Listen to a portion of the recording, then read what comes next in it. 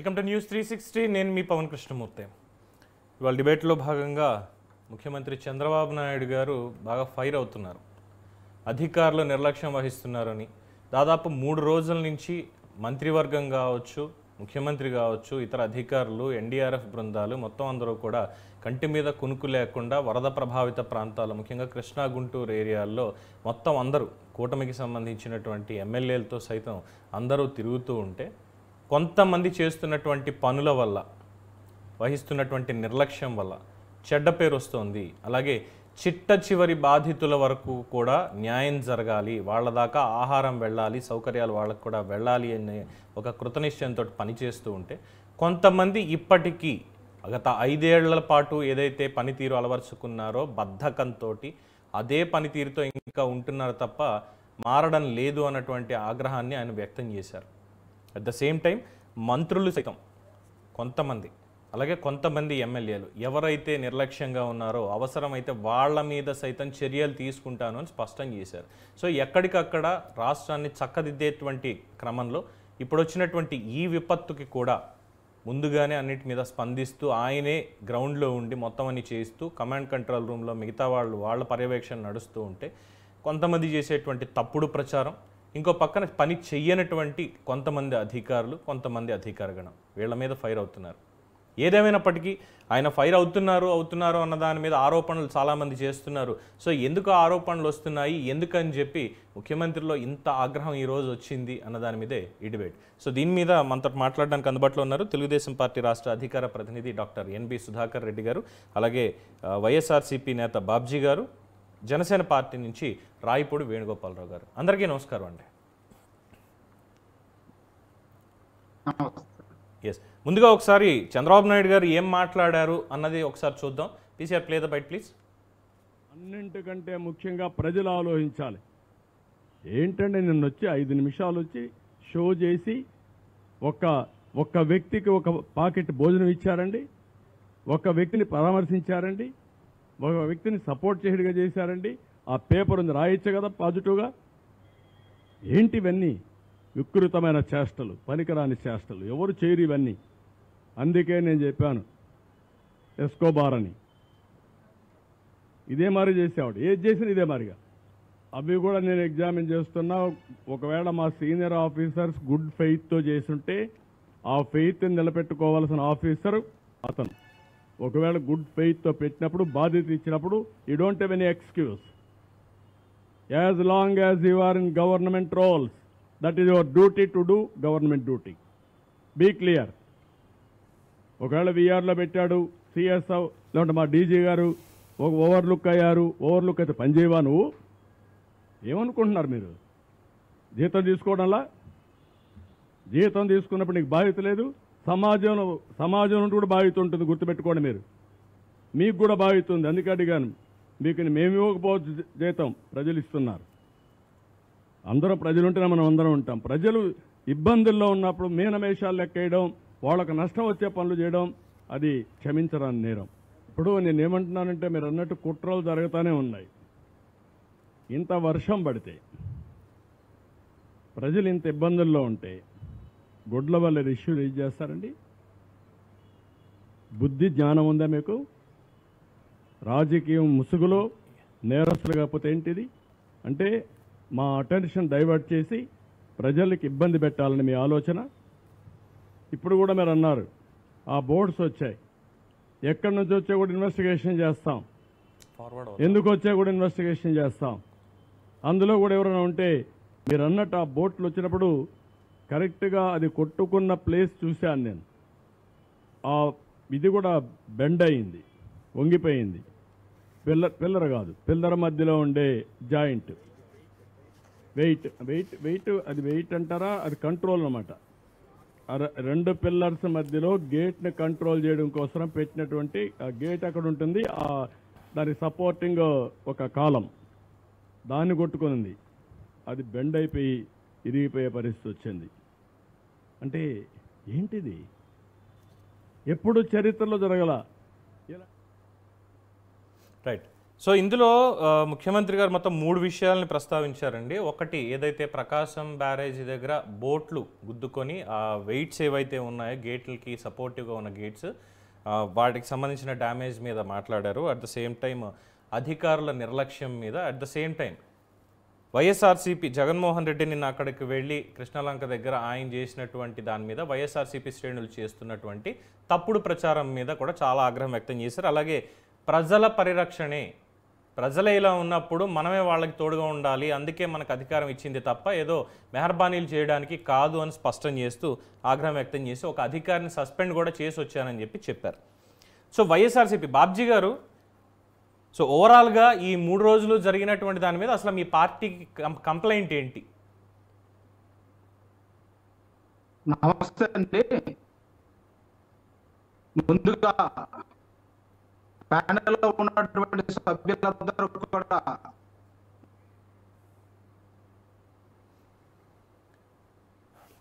I think in technical issue. So ముందుగా ఈ boat ప్రమాదం ఏదైతే జరిగిందో అక్కడ లంగర్ వేసినటువంటి బోట్లు వచ్చి ప్రకాశం బ్యారేజీ గేట్లకి సపోర్టివ్గా ఉన్నటువంటి ఆ బెండ్స్ ఏవైతే ఉన్నాయో వాటిని గుద్దుకోవడం, అది డ్యామేజ్ అవ్వడం, దాని మీద ఆల్రెడీ విశ్రాంత ఇంజనీరు ప్రస్తుతం సలహాదారుగా ఉన్నటువంటి జలవనరుల శాఖకు సంబంధించి సలహాదారుగా ఉన్నటువంటి కన్నయ్య నాయుడు గారి పర్యవేక్షణ దాంట్లో మొత్తం అంతా జరుగుతోంది. దాన్ని ఎలా ఫిట్ చేయాలి ఏంటి అనేది ఆల్రెడీ ఒక ప్లాన్ ఆఫ్ యాక్షన్ అనేది వచ్చేసింది. ఇంజనీర్లతో మాట్లాడారు, అక్కడికి వెళ్ళి ఇదంతా క్లియర్ చేస్తున్నారు. వరద దాదాపుగా 11 లక్షల క్యూసెక్ల నీరు వస్తుంది.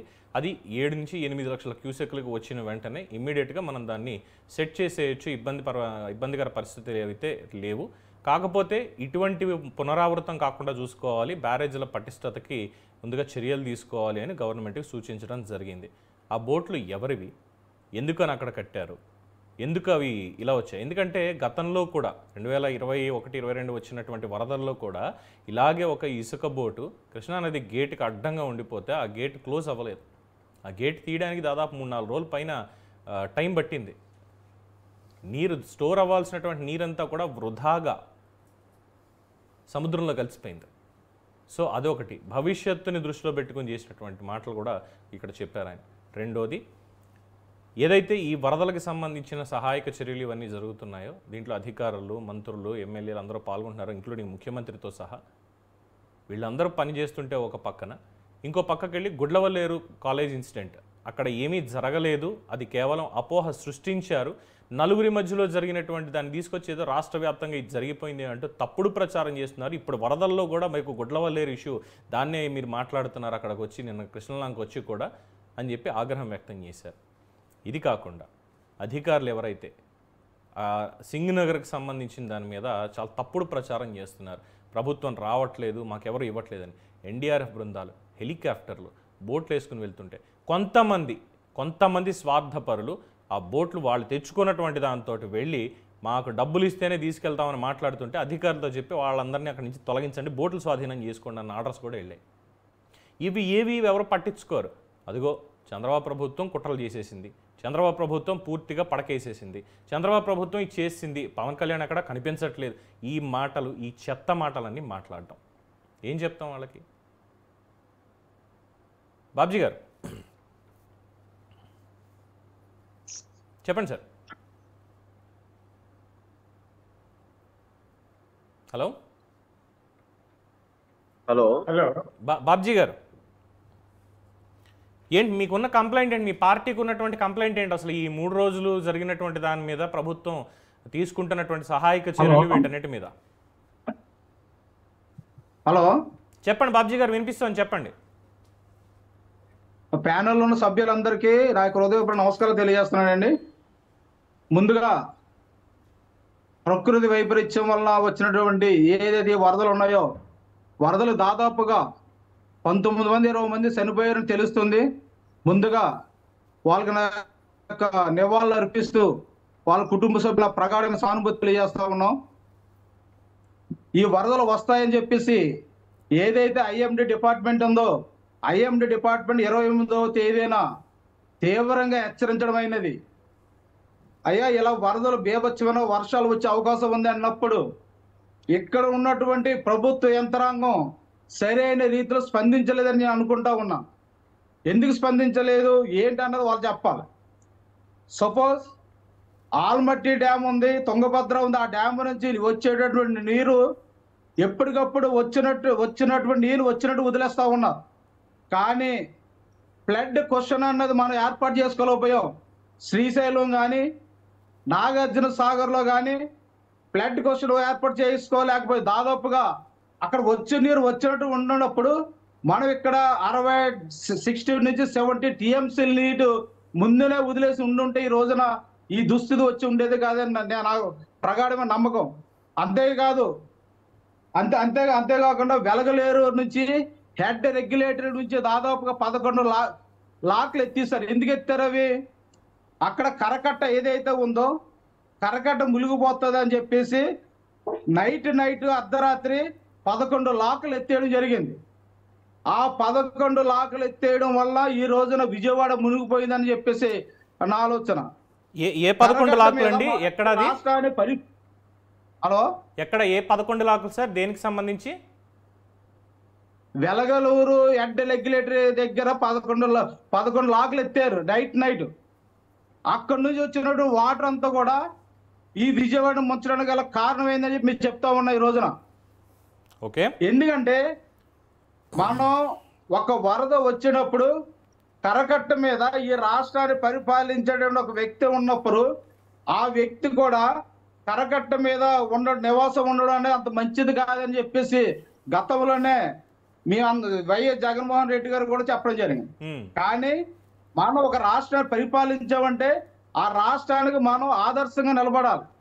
ఆదర్శంగా నిలబడకుండా నేను ఎక్కడే ఉంటానని చెప్పేసి ఆయన ఉండడం వల్ల ఈ రోజున కరకట్ట అంతా మునిగిపోయే పరిస్థితి వచ్చింది.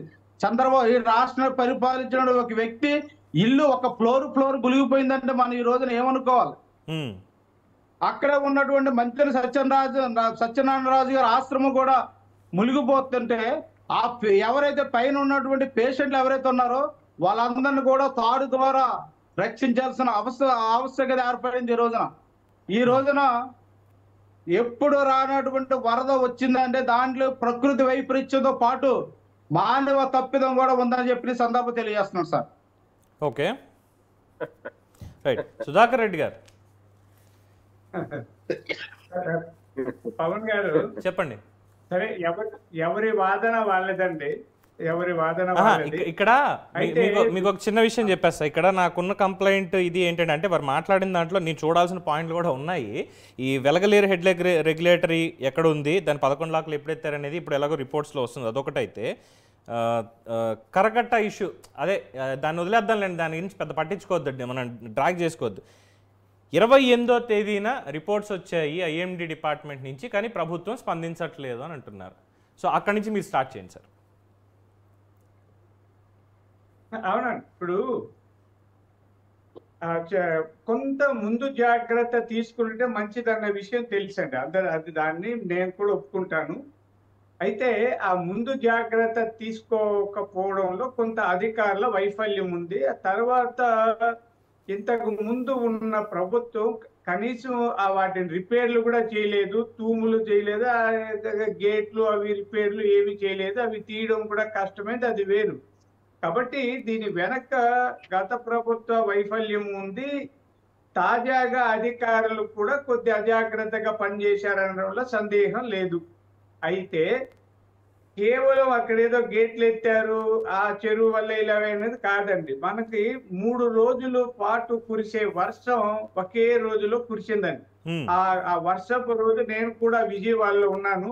30వ తేదీ చంద్రబాబు నాయుడు గారిని మా కార్యాలయంలో కలిశాము. ఆ రాత్రి అర్ధరాత్రి నుంచి విపరీతంగా వర్షం వచ్చింది. మేము 30 బయలుదేరి 12కి వచ్చేసాం. మేము వచ్చిన 1/2 గంట తర్వాత మొత్తం ట్రాఫిక్ జామ్ అయిందండి. ఓకే, ఇవి కొంత హఠాత్తుగా వచ్చిన వర్షపు వరద నీళ్ళని తట్టుకోలేము. ఇప్పుడు ఆ ప్రకాశం బ్యారేజీ ఎప్పుడో కట్టింది, అది ఆ రోజుల్లో 11,000 చిల్లర క్యూసెక్కుల వాటర్ సరిపేటకి చేశారు. ఇక్కడ 11,41,000 పైగా క్యూసెక్కుల ప్రవాహం రావడంతో తట్టుకోలేకపోయారు. అయినా ఇవన్నీ చేస్తే చంద్రబాబు నాయుడు గారు తక్షణం స్పందించి అడుగడుగున తిరుగుతూ ఆయన జేసీబీల మీద వెళ్ళారు, మోకాట్లోతో నీళ్ళల్లో నడిచి వెళ్ళారు, అన్ని తిరిగి పని చేస్తుంటే కూడా విమర్శలు చేస్తున్నారు. చంద్రబాబు నాయుడు గారు ప్రచారం కోసం తిరుగుతున్నారు అంటారు. అంటే ప్రజలన్నీ స్వయంగా కలుసుకొని వాళ్ళకు భరోసా ఇచ్చి గుండె ధైర్యం నింపి సహాయ కార్యక్రమాలు చేపట్టడం కోసం ఆయన రాత్రి పగలు మేలుకొని పనిచేస్తుంటే ఎక్కడో బయట కూర్చొని ఆయన విమర్శిస్తున్నారు. కేవలం ఆయన ఇల్లు కాపాడుకోవడం కోసం ఈ ఏదో గేట్లు ఎత్తారు, ఇవన్నీ వచ్చేసారంటారు. ఆయన ఇంటికి ఈ బుడమేరు చెరువుకి పెద్ద సంబంధమే లేదని, ఆయన ఒక ఇంటి కోసం ఇదేదో వదిలేశారు. ఇవన్నీ అభూత కల్పనలు. జగన్మోహన్ రెడ్డి గారు ఆ పార్టీ వాళ్ళు ఇలా ఏదో కల్పించి చెప్తున్నారని దాన్ని పట్టించుకోవాల్సిన పనిలే. ఈ రోజు చంద్రబాబు గారు తీసుకున్న ఒక నిర్ణయం ప్రశంసించాలండి. నిర్లక్ష్యం వహిస్తున్న అధికారులకి ఆయన హెచ్చరిక చేశారు. ఒకరో ఇద్దరు సస్పెండ్ చేసినట్టు కూడా ఉంది. అలాగే మంత్రులు ఎమ్మెల్యేలు కూడా హెచ్చరించారండి. మీరు నిర్లక్ష్యంగా ఇదేమి అధికారము లేదా పదవులు అంటే అనుభవించడానికి కాదు, బాధ్యతాయుతంగా పనిచేయాలి. ప్రజలు ఇంత విపత్తు లో ఉన్నప్పుడు, విపత్కర పరిస్థితుల్ని ఎదుర్కొంటున్నప్పుడు నిర్లక్ష్యంగా ఎవరున్నా సహించేది లేదని ఆయన హెచ్చరిక చేశారు. ఆయన ఒక టీం కెప్టెన్ లాగా తిరుగుతూ పనిచేస్తూ ప్రజల్ని కలుసుకుంటూ ధైర్యం నింపుతూ సేవా కార్యక్రమాలు అందిస్తున్నారు. కేంద్రం నుంచి సహాయం తీసుకున్నారు, హెలికాప్టర్లు వచ్చాయి. ఆ హెలికాప్టర్ నుంచి భోజనం, ఆహార పదార్థాలు అన్ని చాలా స్పష్టంగా చెప్పారండి చంద్రబాబు నాయుడు గారు. బ్రేక్ఫాస్ట్ ఉండాలి, మధ్యాహ్నం భోజనం ఉండాలి, రాత్రి ఉండాలి, పిల్లలకు పాలు అన్ని చూడాలి, పాలు పళ్ళు, అవసరమైతే వైద్య సౌకర్యాలు చేయాలని. ఎక్కడన్నా 1-2 చోట్ల కొద్ది ఇబ్బందిగా ఉంటే, రాకపోకలు లేని చోట కొంత ఇబ్బంది పడి ఉండొచ్చు, మిగతంతా కూడా అద్భుతంగా పనిచేస్తున్నారు. ఒకసారి మనం అన్ని వీడియోలు లేదా అన్ని ఛానల్స్ లో వచ్చే వార్తలు లేదా అక్కడ విజయవాడలో ఉన్న ప్రజల్ని అడిగితే చెప్తారు. విమర్శలు ఎవరన్నా చేయొచ్చండి. ఇప్పుడు వర్షం పడితే ప్రతి ఊర్లో నీళ్ళు వస్తాయి, ప్రతి గ్రామాల్లో ఉంటాయి, టౌన్లో ఉంటాయి, నగరాల్లో ఉంటాయి. ఇది ఒక విపత్కర పరిస్థితి. మనకి చూడండి, ఇలాంటి వర్షాలు నవంబర్లో, ఇప్పుడు అక్టోబర్ నవంబర్లో వచ్చేటివి జూలై నుంచే వర్షాలు ప్రారంభమయ్యాయి. నాకు కూడా తెలిసిన 68 ఏళ్ల వయసు, చిన్నప్పుడు ఒక 10 ఏళ్ళు తీసేస్తే మిగతా దాదాపు ఒక 50-55 ఏళ్ల నుంచి నాకు ఈ వర్షాలను చూస్తూనే ఉన్నాం. ఇలాంటి వర్షాలు ఎప్పుడు లేదంటే ముందుగానే అన్ని నిండడం. ఇప్పుడు నాగార్జున సాగర్ ప్రాజెక్టు కానీ, ఆ పైన ఉన్న శ్రీశైలం కానీ, ఆ పైన మహారాష్ట్ర నుంచి అడవుల్లో నుంచి అక్కడ కొండల్లో నుంచి వచ్చే వర్షం ఉధృతంగా ప్రవహిస్తూ ప్రతి డ్యాము నిండిందండి. ఎప్పుడు ఇలా జరగలేదు. మీకు ఈరోజు సెప్టెంబర్ 3 అండి, ఆగస్టు నెలాఖరికి అన్ని డ్యాములు నిండిన సందర్భం నాకు తెలిసి లేదని, ఇంకెవరికైనా తెలిసో తెలుసు. ఇలాంటి పరిస్థితుల్లో హఠాత్ వర్షం కూడా 24 గంటలు ఉధృతంగా కుండపోతగా కురిసిందండి. ఇలాంటి వర్షం కూడా నేను ఎప్పుడు చూడలే. అదే ఆ విజయవాడలో జరగడం జరిగింది. అయితే ఉధృతంగా ఏదొచ్చినా, సమస్యలు ఏవొచ్చినా వాటికి పరిష్కార మార్గాలు ఎలా ఉన్నాయి? ప్రధానంగా ఇలాంటి సమస్యలు వచ్చినప్పుడు తక్షణం చేయాల్సింది ఏమంటే రక్షణ సౌకర్యాలు కల్పించడం అండి. ఎవరైనా ఒక 4 అంశాలు ప్రధానంగా చూస్తుంటాం. తక్షణం అందరినీ రక్షించాలి, ప్రాణాలు పోకుండా కాపాడాలి. రక్షణ కోసం చాలా కష్టపడుతున్నారు. అన్ని హెలికాప్టర్లు దింపారు, అందరూ దిగినా కూడా దురదృష్టవశాత్తు ఒక 9 మంది ఎంతో చనిపోయినట్లుంది. ఒక 2 గల్లంతయ్యారని ఆ చనిపోయిన కుటుంబాలకు కూడా 5 లక్షలు ఇచ్చారు. రెండోది సహాయ కార్యక్రమాలు చేస్తున్నాను. ఒక్కొక్క చోట పీకల లోతు నీళ్లున్నాయి, వెళ్ళడానికి రావడానికి కష్టం ఉన్న చోట కొందరికి అందలేదేమో, అందలేదు. అలాగే కొన్ని సెల్ టవర్లు పనిచేయలేదు, కరెంట్ ఆపేస్తారండి. ఇలాంటి ఉధృతంగా ఉన్నప్పుడు కరెంటు పాస్ అయితే ఇంకా ఎక్కువ నష్టం జరుగుతుందని కరెంట్ ఆగిపోయింది, సెల్ ఛార్జెస్ లేవు, ఎవరు మాట్లాడలేదు, కొంత కమ్యూనికేషన్ కట్ అయింది. ఇది సహజంగా జరిగేదే. దాన్ని పునరుద్ధరించే పనిలో ఉన్నారు. ఆహారము, నీళ్లు అన్ని అందించే పనిలో ఉంటారు. సహాయ కార్యక్రమాలు జరుగుతూ ఉన్నాయి. తర్వాత ఇప్పుడు పునరావాసం, వాళ్ళందరినీ తీసుకొచ్చి ఎక్కడో ఒక చోట పెట్టి వాళ్ళకి అన్ని చేయడం పునరావాసం. ఆ తర్వాత ఒక 4-5 రోజులు గడిచిన తర్వాత పునర్నిర్మాణ కార్యక్రమం చేస్తాం. కొట్టుకుపోయిన రోడ్లు లేదా డ్యాములు, ఇల్లు, వాకిల్లో, ప్రభుత్వ వాటన్నింటినీ రిపేర్లు చేసి, ఈ 4 కదండి, ఈ 4 కూడా అంటే పునర్నిర్మాణం అనేది ఇప్పుడే కాదు, అయినా కూడా చూడండి, ఆ పిల్లర్ ఏదో చెడిపోతే అతను ఇంజనీర్ తీసుకొచ్చి ఆ పునరుద్ధరణ కార్యక్రమాలు కూడా ఇప్పుడే ప్రారంభించారు. అంటే చంద్రబాబు నాయుడు గారు ప్రతిదీ కూడా నిర్మాణాత్మకంగా, నిర్దిష్టంగా ప్రజల సంక్షేమం కోసం, వాళ్ళ సుఖ సంతోషాల కోసం, వాళ్ళని కాపాడడం కోసం అహర్నిశలో పనిచేస్తున్నారో ఎలాంటి సందేహం లేదు. దీన్ని చిలువులు పలువులు చేసి వైఎస్ఆర్ పార్టీ వాళ్ళు అభూత కల్పనలు సృష్టిస్తున్నారన్నది ప్రజలందరూ గమనించాలి. రైట్. వేణుగోపాల్ గారు చెప్పండి సార్. అంటే ముఖ్యమంత్రి గారు ఒక పక్కనేమో ఆన్ డ్యూటీ, డిప్యూటీ సీఎం గారు ఎక్కడా అన్న ప్రశ్న వీళ్ళు అడుగుతున్నారు. అఫ్ కోర్స్ ఆయన ఎక్కడున్నారు ఏంటనేది మనకు తెలుసు అనుకోండి, అది వేరే విషయం. అది మీ నోటి ద్వారా వినాలి, వాళ్ళకి ప్రజలకు తెలియజేయాలి. ఎక్కడ సార్ డిప్యూటీ సీఎం గారు ఎక్కడున్నారో ఒకసారి వాళ్ళకి క్లారిటీ ఇవ్వండి. ముందుగా న్యూస్ 360 ఛానల్ వారికి, అదేవిధంగా యాజమాన్యానికి, మీకు ప్యానల్లో పాల్గొన్నటువంటి పెద్దలందరికీ కూడా జనసేన పార్టీ తరఫున హృదయపూర్వకమైన నమస్కారాలండి. ఎందుకంటే ఇప్పుడు అసలు కావాల్సింది ఈ విపత్తులు జరుగుతున్నటువంటి పరిస్థితుల్ని ఎదుర్కోవటమా, లేకపోతే డిప్యూటీ సీఎం గారు ఎక్కడ ఉన్నారా అనేది వైసీపీ వాళ్ళకి అంత ఆత్రంగా ఉంటే, స్వయానా ముఖ్యమంత్రి చంద్రబాబు నాయుడు గారు వాళ్ళ కలెక్టరేట్ లో ఉండి ఆయన మానిటరింగ్ చేస్తున్నారు. అదేవిధంగా పవన్ కళ్యాణ్ గారు కూడా ఆయన అధికారులతో చర్చలు జరుపుతూ ఏ రకంగా ఎలా వెళ్ళాలి, ఎలా ముందుకు వెళ్ళాలి అనేది ఆయన డైరెక్షన్ ఇస్తున్నారు. వ్యక్తిగత కారణాల వల్ల ఆయన విదేశాల్లో ఉన్నారు కాబట్టి ఆయన అనుకోకుండా, అంటే ఈయనకి మళ్ళీ వాళ్ళు వెళ్తాడు అనుకుంటా, ఆయన ఇక్కడి నుంచి వెళ్ళిపోయి దాదాపు 10-25 రోజుల దాకా రాడు అనుకుంటా జగన్మోహన్ రెడ్డి గారు. కాబట్టి అలాంటి పరిస్థితులు కాదు, ఈ పరిస్థితులకు ముందే ఆయన వెళ్ళటం జరిగింది. ఏది క్యాబినెట్ జరిగిన తర్వాత వెళ్ళటం జరిగింది. ఈ విపత్కరమైనటువంటి పరిస్థితులు జరిగినాయి కాబట్టి ఆయన గురించి మనం ఆలోచన లేదు. అన్నిటికీ ఎన్డీఏ కూటమికి ఏదైతే ఒక అనుభవం కలిగినటువంటి ముఖ్యమంత్రి చంద్రబాబు నాయుడు గారు ఉన్నారో దానికి భయపడాల్సినటువంటి అవసరం లేదు. ఇందాక సోదరులు, వైసీపీ సోదరులు చెప్పేటువంటి విధంగా ఏదైతే వాళ్ళ అధినాయకుడు ఒక స్క్రిప్ట్ రాసిస్తారో డిబేట్ లో కూడా అదే మాట్లాడటం అనేది వీళ్ళకి అలవాటు అయిపోయింది. ఎందుకంటే నిన్న వచ్చాడు ఆయన, నిన్న వచ్చామంటే బుడమేరికి లాకులు ఏంటండి, అది నవ్వుకుంటున్నారు జనం. బుడమేరికి లాకులు ఉంటాయా, బుడమేరికి లాకులు ఉన్నాయంట, ఇది మానవ తప్పిదం అన్న. ఇప్పుడు సోదరులు ఇప్పుడు వచ్చిన ఆయన కూడా మానవ తప్పిదం ఏంటంటే, మానవ తప్పిదం ఎట్లా ఉంటుందండి, ప్రకృతి ఒకసారి విరుచుకుపడినప్పుడు అది ఎలా ఏ రూపంలో వచ్చిద్దో అనేటువంటి చెప్పలేనటువంటి పరిస్థితి. దాదాపుగా మనం ఇవాళ చూస్తున్నాం, మున్నేరు వాగు అక్కడ కరగట్టు జాతీయ రహదారి తెగిపోయి మన హైదరాబాద్ కి మనకి ఉన్నటువంటి మధ్యలో తెగిపోయి అక్కడ దాదాపుగా ట్రాఫిక్ లో చిక్కుపోయినటువంటి సోదరులు అనేక మంది వాళ్ళు మాట్లాడుతున్నారు. ఏమంటున్నారంటే, మేము బయలుదేరి వస్తున్నాం, దగ్గరకు వచ్చే టోల్ ప్లాజా దగ్గరకు వచ్చేటికి విపరీతమైనటువంటి కుంభవర్షం పడింది, కాబట్టి ఈ వర్షం వల్ల మేము ఏం చేయాలో అర్థం కాక ఈ హెచ్చరికల వల్ల మేము అందరం కూడా కార్లు అక్కడ వదిలిపెట్టేసి మేము ప్రాణాలు రక్షించుకుని మేము బయటకు వచ్చేసాం. కాబట్టి ఇప్పుడు ఉన్నటువంటి 15, 20, 30 కార్లు అక్కడ ఆ చాలల్లో ఇరుక్కుపోయినటువంటి పరిస్థితి చూస్తుంటే ప్రజలు ప్రాణాలను ఏ రకంగా ఆ క్షణంలో రక్షించుకున్నారనేది మనకు అర్థమవుతుంది. ఎందుకంటే ఇవాళ టీవీల్లో చెబుతారు, పలానప్పుడు వాతావరణం 2-3 రోజుల్లో వర్షాలు పడే అవకాశం ఉంది, తుఫాను వచ్చేటువంటి పరిస్థితులు ఉంటాయని చెప్తారు తప్ప ఒకేసారి ఇంత వైపరీత్యం జరిగింది అనేటువంటి పరిస్థితి ఎవరో కూడా చెప్పరండి. ఎందుకంటే సోదరులు ఇన్నాడు మాట్లాడినప్పుడు ఇది మానవ తప్పిదనం కాదండి. ఎందుకంటే ఇన్నాడు పెద్దలు మన ఈ సురేంద్ర చౌదరి రెడ్డి గారు చెప్పినప్పుడు ఏమంటున్నారంటే, ఆయన సంవత్సరం మొత్తం పడాల్సినటువంటి వర్షాలన్నీ కూడా ఒకే రోజున 2 రోజుల్లో విపరీతమైనటువంటి వర్షాలు పడటం వలన ఇది విపరీతంగా దీని యొక్క నష్టాన్ని ఎక్కువగా విజయవాడ ప్రాంతానికి పరిమితం అయిపోయింది.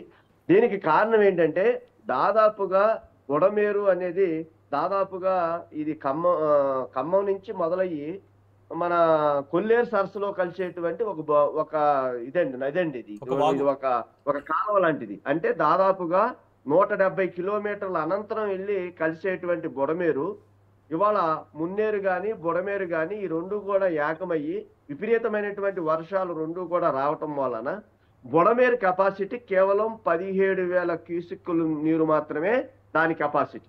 ఇవాళ విపరీతంగా 2 రోజులు కురిసినటువంటి భారీ వర్షాల వలన 30 నుంచి 40,000 క్యూసెక్కుల నీళ్లు ఒకేసారి రావటం వలన ఆ యొక్క నీరంతా కూడా వెళ్ళేటువంటి పరిస్థితులు లేక అదంతా కూడా తిరిగి విజయవాడ నగరం మీద, విజయవాడ పట్టణం మీద పట్టడానికి ఆస్కారం ఉందండి. ఎక్కడా కూడా కృష్ణానది నీళ్లు కానీ ఈ బుడమేరు నీళ్లు కానీ కలిసేటువంటి పరిస్థితులు, వీళ్ళు ఎన్నటి నుంచి వదలగొట్టేటువంటి పరిస్థితులు ఇదే. ఈశాన్య మూలలో ఉన్నటువంటి బుడమేరుని తీసుకొచ్చి ఇక్కడ ఉన్నటువంటి ప్రకాశం బ్యారేజీకి కలుపుతున్నారు. అసలు కనీస లోక జ్ఞానం కూడా లేకుండా మాట్లాడుతున్నారు అనేది ఒక బాధాకరమైన విషయం. బుడమేరుకిను ఇక్కడ ఉన్నటువంటి ప్రకాశం బ్యారేజీకి సంబంధం లేదండి. ఈ ప్రకాశం బ్యారేజ్ అనేది ఎప్పటి నుంచో కూడా దాదాపు 10 లక్షల క్యూసెక్కుల నీళ్లు 2009 ఆ ప్రాంతాల్లో 11 లక్షలు హైయెస్ట్ అయినా కూడా ఇవాళ 11,40,000 నీళ్లు వదులుతున్నప్పటికీ కూడా మాది తీర ప్రాంతం, దివి తాలూకా అంటారు, మాది దివిసీమ అవినిగడ్డ నియోజకవర్గం. దాదాపుగా మా కెపాసిటీ 10,50,000 క్యూసెక్కులు నీళ్ళు వస్తే మేమంతా కూడా భయంగా బతికేటువంటి పరిస్థితుల్లో ఇవాళ 11,50,000 ఉన్నప్పటికీ కూడా ఎన్డీఏ కూటమిలో ఉన్నటువంటి నాయకులు అందరూ కూడా మా పక్కన ఉన్నటువంటి కరకట్టులన్నింటినీ కూడా రక్షించుకోవటం వల్ల మాకు ఇవాళ ప్రాణ నష్టం కానీ ఆస్తి నష్టం కానీ మా యొక్క దివి తాలూకా మీద జరగలేదు. గత 3 రోజుల నుంచి కూడా దివి తాలూకా ఏమైపోద్దో అనేటువంటి భయాందోళనతో వాళ్ళ ఆంధ్ర రాష్ట్రం ఎదురు చూసినటువంటి పరిస్థితుల్లో మేము సేఫ్ గా ఉన్నాం. మరి సంతోషం. మేము ఆ వరుణ్ దేవుణ్ణి మేము మనస్ఫూర్తిగా నమస్కారం చేసుకుంటూ ఇవాళ విజయవాడ పట్టణానికి జరిగినటువంటి ఈ మహా విపత్కరమైనటువంటి పరిస్థితికి మేము బాధపడుతున్నాం, చింతిస్తున్నాం, దాన్ని ఖండిస్తున్నాం. అదేవిధంగా మృతుల కుటుంబాలకి మేము అందరం కూడా మా కుటుంబ సభ్యులందరికీ కూడా మేము ప్రగాఢమైనటువంటి సానుభూతిని తెలియజేస్తున్నాం. అయితే ఈ విపత్కర పరిస్థితులు వచ్చేటువంటి పరిస్థితిని స్వయంగా అనుభవించినటువంటి సాక్షులు ఆ ఇళ్లలో ఉండేటువంటి వాళ్ళు చెప్తున్నారు. ఏమంటున్నారంటే, తెల్లవారుజామున 3:30కి మేము ప్రశాంతంగా నిద్రపోతున్నాం, మా తలుపుల్లో నుంచి నీళ్లు ఒక రకమైనటువంటి భయంకరమైన శబ్దం వస్తే అప్పటికప్పటికి 1 గంటలోనే మా యొక్క మెడల వరకు నీళ్లు వచ్చేటువంటి పరిస్థితి, ఉపద్రవాన్ని ఒక్కసారిగా మేము తట్టుకోలేకపోయాము. అలాంటి పరిస్థితుల్ని మేము ఎదుర్కొన్నాము. కాబట్టి ఎక్కడో పై అంతస్తులోనో లేదా పక్కనో ఎక్కడో సరే ప్రాణాలతో రక్షించుకుని మాకున్నటువంటి లోపల ఉన్నటువంటి వస్తువులు మేము జాగ్రత్త చేయలేకపోయాము అనేది స్వయంగా వాళ్ళు చెప్తున్నారు. ఇక్కడ మానవ తప్పిదం ఎక్కడుందండి? మానవ తప్పిదం ఏ రకంగా జరిగింది? ఇది ఒక ఉపద్రవం, ఇది ప్రకృతి వైపరీత్యం. ప్రకృతి ఒకసారి ప్రకృతి అనేది భూకంపాల రూపంలోనో లేకపోతే తుఫానుల రూపంలోనో వర్షం రూపంలోనో ఇవాళ విజయవాడ మహానగరాన్ని అయితే వేణు గారు ఒక చిన్న యాడ్ ఆన్ ఏంటంటే, ఇప్పుడు మీరు అన్నట్టుగా ఈ ప్రకృతి వైపరీత్యాలు, ఇప్పుడు సునామీ ఏం చెప్పి రాదు, భూకంపం మనకి తెలిసి రాదు. ఆ రెండింటికి ఓకే హెచ్చరికలు అనేవి మనకు తెలియకపోవచ్చు. బట్ వర్షానికి సంబంధించి హెచ్చరికలు అనేది వాతావరణ శాఖ వాళ్ళు చెప్పినటువంటి ఐఎండీ డిపార్ట్మెంట్ వారు 28వ తేదీని చేశారు వాస్తవం, 29 చేశారు వాస్తవం. అయితే వారికి తెలియంది, వైఎస్ఆర్సీపీ వారు మర్చిపోయింది ఏంటంటే, మా న్యూస్ 360 మీడియా ఛానల్తో పాటుగా ఉన్నటువంటి అన్ని మీడియా ఛానల్స్ వర్షాభావ పరిస్థితులు ఉన్నాయి అన్నటువంటి రిపోర్ట్ వచ్చింది. ఒక మోస్తరు నుంచి కుంభవృష్టి పడొచ్చు, ఈ ఏరియాలు మ్యాపింగ్ చేసి పెట్టారు అని చెప్తే, ఇప్పుడు కృష్ణా గుంటూరు జిల్లాలకు సంబంధించి బంగాళాఖాతంలో ఈ వాయువు పీడనం అనేది ఉంది కాబట్టి, వాయుగుండం ఉంది కాబట్టి ఒక మోస్తరు నుంచి 55 కిలోమీటర్ల మేర గాలి వీస్తూ వర్షాలు పడేటువంటి అవకాశం ఉంది. ఇది మాత్రమే వచ్చిన రిపోర్ట్ తప్ప, ఐ రిపీట్ సార్, 1903వ సంవత్సరంలో వచ్చినటువంటి వర్షం ఏదైతే ఉందో, 1903లో చెప్తున్నాను నేను, అప్పటికి ఎవ్వరూ పుట్టలేదు మనం. 1903లో వచ్చినటువంటి భయంకరమైన వర్షం ఏదైతే ఉందో మళ్ళీ అంతే స్థాయిలో ఐఎండీ వాళ్ళకు కూడా తెలీదు. వాళ్ళకి ఆ రిపోర్ట్ మన చేతికి వచ్చేసరికి కావాల్సిన నష్టం జరిగిపోయింది, ఇంత భారీ వర్షం పడుతుందని. తర్వాత చెప్పారు 2 తెలుగు రాష్ట్రాలకి ఇంత భారీ వర్షాలు ఉన్నాయి అని. ఇక్కడ కామన్ సెన్స్ అనేది ఒకటి ఉండాలి సార్. రిపోర్ట్స్ మనకు వచ్చినా కానీ వితిన్ సెకండ్స్లో మనం రియాక్ట్ అవ్వడానికి ఉండదు. బట్ ఇప్పటి నుంచి మనం ఏం చేయాలి అన్న ఆలోచనతో అందరూ ఉండాలి అన్న పాయింట్ ఉండాలి. అది కొరవడింది అంటారు నేను. మీరే ఉంటారు?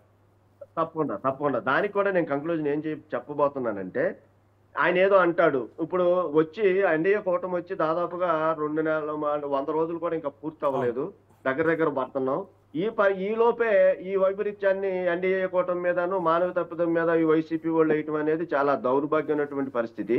దాదాపుగా మీరు చెప్పారు కాబట్టి ఇవాళ 2005వ సంవత్సరంలో ఈ యొక్క ఏదైతే ఈ బుడమేరు ఉందో, ఈ బుడమేరుకి కనీసం 170 కిలోమీటర్లు 2 పక్కల కూడా రిటర్నింగ్ వాళ్ళు కట్టాలి. అదంతా కూడా ఆక్రమణకు గురైపోతుంది. కబ్జాదారులు అందరూ కూడా కబ్జాదారుల యొక్క కోరల్లో మరి చిక్కుకుపోయింది, ఇలా కుచించుకుపోతుంది. ఇవాళ హైదరాబాద్ చూసుకుంటే హైడ్రా లాంటిది సంస్థలు ఇవాళ వెలుగులోకి వచ్చి చెరువుల్ని కాపాడుకునేటువంటి పరిస్థితి చేయకపోవటం వల్ల అది మునిగిపోతుందని గుర్తించడం వల్ల ఇవాళ అక్కడ పని మొదలు పెట్టారు. ఇక్కడ కూడా ఈ బుడమేరు పూర్తిగా ఒక పెద్ద విశాలమైనటువంటి బుడమేరుని తర్వాత దాన్ని కుసించుకుపోయి ఒక చిన్న పిల్లకాలం లాగా ఆక్రమించుకుని ఇళ్లు కట్టుకుని అడ్డంకులు ఏర్పడటం వల్ల ఇవాళ ఈ రకమైనటువంటి పరిస్థితిని విజయవాడ మొట్టమొదటిగా చవి చూడాల్సిన పరిస్థితి వచ్చింది. వీళ్ళు 2019 నుంచి 2024 వరకు ఏం చేశారు? ఈ 2005లో ఉన్నటువంటి రిపోర్ట్ ఉంది. అక్కడ బుడమేరునికి రిటర్నింగ్ వాళ్ళు కట్టుకోవాల్సినటువంటి అవసరం ఉంది. నిజంగా ఈ రిటర్నింగ్ వాళ్ళే కట్టుకున్నట్లయితే ఇవాళ ఏదైతే వైసీపీ ప్రభుత్వంలో కట్టారు, ఏది ప్రకాశం బ్యారేజీ దగ్గర మీరు కట్టారు కాబట్టి కొంతవరకు ఆ పక్కన ఉన్నటువంటి కృష్ణలంక కానీ ఎక్కువ ఉపద్రవం జరగకోకుండా కొంతవరకు మనం కాపాడుకోగలిగాం. మీరు బుడమేరు విషయంలో ఎందుకు నిర్లక్ష్యం చేశారు? మీరున్నటువంటి 5 సంవత్సరాలు కూడా బుడమేరు మీద ఎందుకు మీరు దాని మీద దృష్టి పెట్టలేదు?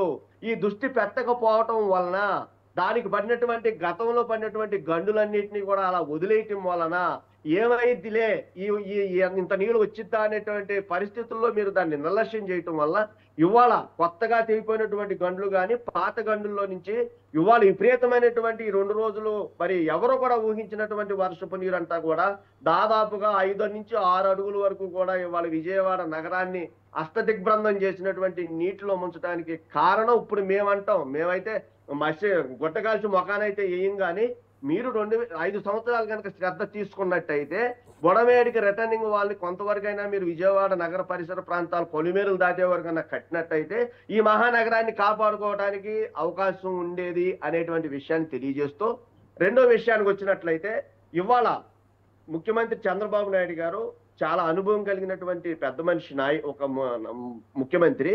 స్వయంగా ఆయన ఏదో అంటాడు, ఇవాళ ఏంటో ఆయన ఇల్లు మునిగిపోద్దని చెప్పి ఏదో వచ్చేసారు, ఇక్కడ ఏదో బస్ చేసుకుని ఆయన ప్రాణాలు కాపాడుకోవడానికి వ్యంగ్యాస్త్రాలతో మాట్లాడుతున్నారు. కానీ దానికి చూపించకుండా ఉండటం కోసం జరిగిందని చెప్పి అంటారు.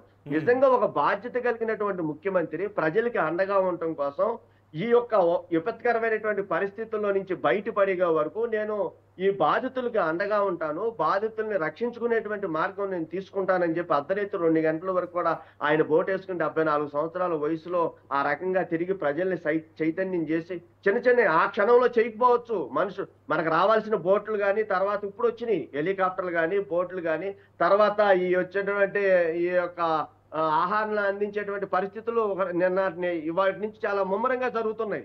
ఆ క్షణంలో జరగకపోవచ్చు. ఇక నుంచి కాపాడుకోవాల్సినటువంటి పరిస్థితుల్లో ప్రభుత్వం ఆలోచిస్తుంది ఎక్కడ తప్పు జరిగింది, మనం ఇంత శ్రద్ధగా ఉన్నాం, వెనకాల మన ఎమ్మెల్యేలు కూడా చేయాల్సినటువంటి పరిస్థితి ఉంది కాబట్టి వాళ్ళందరినీ కూడా మోటివేట్ చేసుకుంటూ అధికారులు తప్పిదం చేసినట్లయితే వాళ్ళకి ఏదైతే సస్పెండ్ చేశారో వాళ్ళకు కూడా హెచ్చరికలు జారీ చేస్తూ ముమ్మరంగా సహాయక చర్యలు చేయాలి, దాతలకు ముందు రావాలి. ఇది విపత్కరమైనటువంటి పరిస్థితి.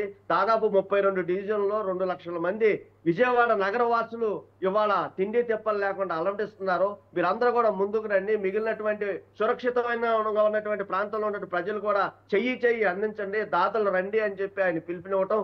ఇవాళ కొంతమంది దాతలు మరి నిజంగా స్పందించడం, అదేవిధంగా జూనియర్ ఎన్టీఆర్ గాని బాలకృష్ణ గారు కానీ వీళ్ళందరూ కూడా ఇవాళ సహాయ నిధిని చేయటం అనేది ఏదో ఈ నిధితో వాళ్ళని ఏదో కాపాడటం కాదు, కనీసం వాళ్ళకి కావాల్సిన తిండి పాలు ఇలాంటి నిత్యావసర వస్తువులు మనం సప్లై చేయడానికి అవకాశం ఉంది. కాబట్టి విమర్శలను పక్కన పెట్టి మీ విదేశీ యాత్రను మానుకుని వైఎస్ జగన్మోహన్ రెడ్డి గారు కూడా ఈ 4 రోజులు ఈ ప్రజల్ని కాపాడటానికి విజయవాడ వాళ్ళు కూడా 1 కోటి రూపాయలు అనౌన్స్ చేసినట్టున్నారు. మొత్తానికి ఆయన కూడా ఒక బాధ్యత తీసుకుని ఒక ప్రధానమైనటువంటి 5 సంవత్సరాలు లేనటువంటి ముఖ్యమంత్రి వాళ్ళ ప్రతిపక్షంలో వాళ్ళ ఒక ఎమ్మెల్యేగా ఉన్నప్పటికీ కూడా బాధ్యత తీసుకుని విజయవాడని రక్షించాల్సినటువంటి నైతిక బాధ్యత జగన్మోహన్ రెడ్డి గారి మీద కూడా ఉంది. కాబట్టి ప్రజలకి అండగా నిలబడండి. 2-3 రోజుల్లో అన్ని కూడా సక్రమమైనటువంటి పరిస్థితులు వస్తాయి. ఎక్కడా కూడా ప్రజల బాధితుల పట్ల ఎక్కడా కూడా ప్రభుత్వం నిర్లక్ష్యం చేయట్లేదు. పవన్ కళ్యాణ్ గారు ఎక్కడికి వెళ్ళిపోయారు అనేది అక్కర్లేదు. పవన్ కళ్యాణ్ గారు వచ్చిన కాడి నుంచి ప్రజల మధ్యనే ఉంటారు, వాళ్ళకి బాధితుల మధ్యనే ఉంటారు. కాబట్టి అదేం లేదు. మా అందరికీ మా కార్యకర్తలు అందరూ కూడా మా కార్యకర్తలు వాళ్ళ విజయవాడలో మోకాళ్ళోటు బొడ్డులోటు నీళ్ళల్లో తిరిగి పాల ప్యాకెట్లు అన్నం ప్యాకెట్లు ఆ రకంగా పంచి పెడతాం కూడా మీ కళ్ళకి కనపడతలేదంటే మీరు ఎక్కడో ఏసీ గదుల్లో కూర్చొని మాట్లాడేటువంటి విధానాన్ని మానుకుని ప్రజలు బాధితులు మర్చిపోరండి, బాధితులకు సహాయం చేయండి, బాధితులకి ఉండగావాలని చెప్పి మీ ఛానల్ ద్వారా మేము జనసేన పార్టీ తరఫున కోరుతున్నాం. రైట్ బాబ్జీ గారు, సో ప్రధానంగా నమస్తే. మీ పార్టీ నుంచి చేస్తున్నటువంటి ఇంకొక ఆరోపణ ఏంటి అంటే చంద్రబాబు నాయుడు 74 ఏళ్ల వయసు అని చెప్పుకుంటూ ప్రొక్లైనర్లకి ఆ జేసీబీలకి అక్కడ తిరగడం దేనికి, లేదంటే ఆ స్పీడ్ బోట్లో వెళ్ళడం దేనికి, ఇవన్నీ కూడా కేవలం పబ్లిసిటీ కోసం మాత్రమే చేస్తున్నారు అన్న ఆరోపణ మీ పార్టీ సోషల్ మీడియా వాళ్ళు, మీ నేతలు చేస్తూ వస్తున్నారు. ఏ విధంగా మీకు అందులో పబ్లిసిటీ కనిపిస్తోంది నాకు ఒక్కసారి ఎక్స్ప్లెయిన్ చేస్తారా ప్రజలకి? సార్ నమస్తే అండి. ఇప్పుడు వరదలు వచ్చినప్పుడు బాధితుల్ని పునరావాస కేంద్రాలకు తరలించాలి. కానీ చంద్రబాబు నాయుడు గారు పునరావాస కేంద్రానికి వచ్చినాడు, కలెక్టర్ ఆఫీస్ లో వచ్చి పడుకుంటున్నాడు. ఆయన పబ్లిసిటీ కంటెంట్ మేము ఎప్పటి నుంచి అంటున్నామంటే గోదావరి పుష్కరాలు వచ్చినప్పుడు అక్కడ చేసిన పబ్లిసిటీ స్టంట్ వల్ల దాదాపుగా 29 మంది చనిపోయారు. మీకు 10 ఏళ్ల క్రితం కాదు ఆపుతున్నానని తప్పుగా అనుకోకండి, ఆపుతున్నానని తప్పుగా అనుకోకండి. సంబంధం ఉంటే అలా కదా. ఎలాగా ఏ విధంగా సంబంధం ఉంది? ఆ రోజు జరిగిన దానికి 10 ఏళ్ల క్రితం జరిగిన దానికి ఇప్పటికి ఏంటి సంబంధం? అంటే ఆయన పబ్లిసిటీ స్టంట్ అంటున్నారు కదా. మీ పార్టీ వాళ్ళు అన్నారు కాబట్టి ఎందుకని అడుగుతున్నా. ఒక యంత్రాంగానికి సలహాలు ఇచ్చి ఎలా వెళ్ళండి అని చెప్పి యంత్రాంగం పంపించాల్సింది పోయి ఈయనే అక్కడికి వెళ్ళిపోయి ఆయన చుట్టూ అధికారులందరూ పెట్టుకుని ఏం చేస్తారు అంటే ఇప్పుడు ఆయన వెళ్ళాడు కాబట్టి ఆయన వెళ్ళాడు కాబట్టి పబ్లిసిటీ చేసుకుంటున్నాడు అని మీరే అంటున్నారు. వెళ్ళకపోతే అదుకు కొంపలో కూర్చున్నాడు, కొంప కొట్టుకుపోతుంటే కాపాడుకోవడానికి కూర్చున్నాడు మీరే మాట్లాడతారు. కనీసం తాగడానికి గుక్కుడు నీళ్లు కూడా లేవు. జగన్మోహన్ రెడ్డి గారికి మళ్ళీ ప్యారిస్ లోకి వచ్చిన పిడియాలు వాంచుకోవట్లేదండి. చంద్రబాబు నాయుడు గారు ప్రజల మధ్య బాధితుల మధ్య తిరుగుతున్నాడు అనేది ఒకటి గుర్తించి బాధితుల మధ్యలో ఆయన చుట్టూ అధికార యంత్రాంగాన్ని పెట్టుకుని ఒక డ్రామా ఆడుతున్నాడు. ఆయన చేయాల్సిందేంటి, ఒక స్పాట్ లో ఉండి అధికార యంత్రాంగాన్ని అంతా కూడా జనంలోకి పంపాలి. అది చేయట్లేదు ఆయన. ఆయన చుట్టూ మాత్రం తిప్పుకుంటున్నాడు. ఆయన చుట్టూ ఎవరు తిరుగుతున్నారు? అంతేగాని ఒక 74 సంవత్సరాలు వృద్ధుడు ఇలా వెళ్ళాడు అలా వెళ్ళాడు అంటే ఓకే వెళ్ళాడు. వెళ్ళడం వల్ల యంత్రాంగం అంతా కూడా అక్కడే ఉంటుంది కదా.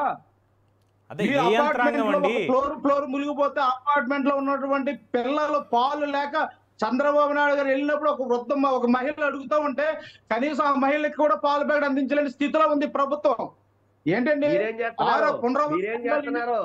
ఆ వీడియో తీసి సోషల్ మీడియాలో ప్రచారం చేస్తున్నారు పానిక్ చేయడానికి ప్రజల్ని.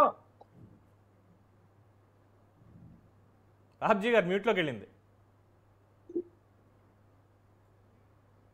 రైట్. అంటే వాళ్ళది ఎలా ఉందంటే వైసీపీ వాళ్ళు చెప్పేది కొన్ని మంచి పాయింట్లు చెప్పారు. ఆయన ఏంటంటే ఈ వెలగలేరు హెడ్ రెగ్యులేటరీ నుంచి ఏదో 11 గేట్లు ఇది రిలీజ్ చేశారు చెప్పకుండా ఇది చేశారు అని. మరి జగన్మోహన్ రెడ్డిలకు బుడమేరకు గేట్లు ఉన్నాయని అయితే చెప్పలేదు. సంతోషం అక్కడి వరకు. ఎప్పుడో పుష్కరాలు తీసుకొచ్చి అప్పుడు ప్రచార పిచ్చి చేశారు. అంటే మరి గత 5 ఏళ్లలో జరిగింది ఏంటి ప్రచార పిచ్చి అనే దాని గురించి ఇప్పుడు నేను మాట్లాడదలుచుకోలేదు.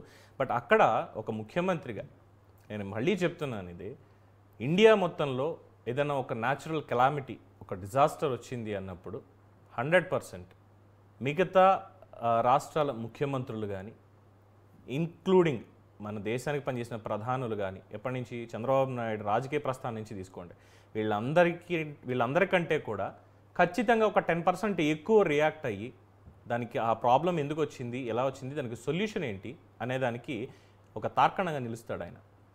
డిజాస్టర్ మేనేజ్మెంట్ అన్న దగ్గర ఆయన్ని బీట్ చేసే నాయకుడు ఇంకెవరు లేరు. ఆయన దగ్గర నుంచి లెసన్స్ నేర్చుకున్నారు చాలామంది. అయ్యా ఎలా చేయొచ్చు ఇది అని చెప్పి. అది వీళ్ళకి ఆ మంచి కనిపించదు.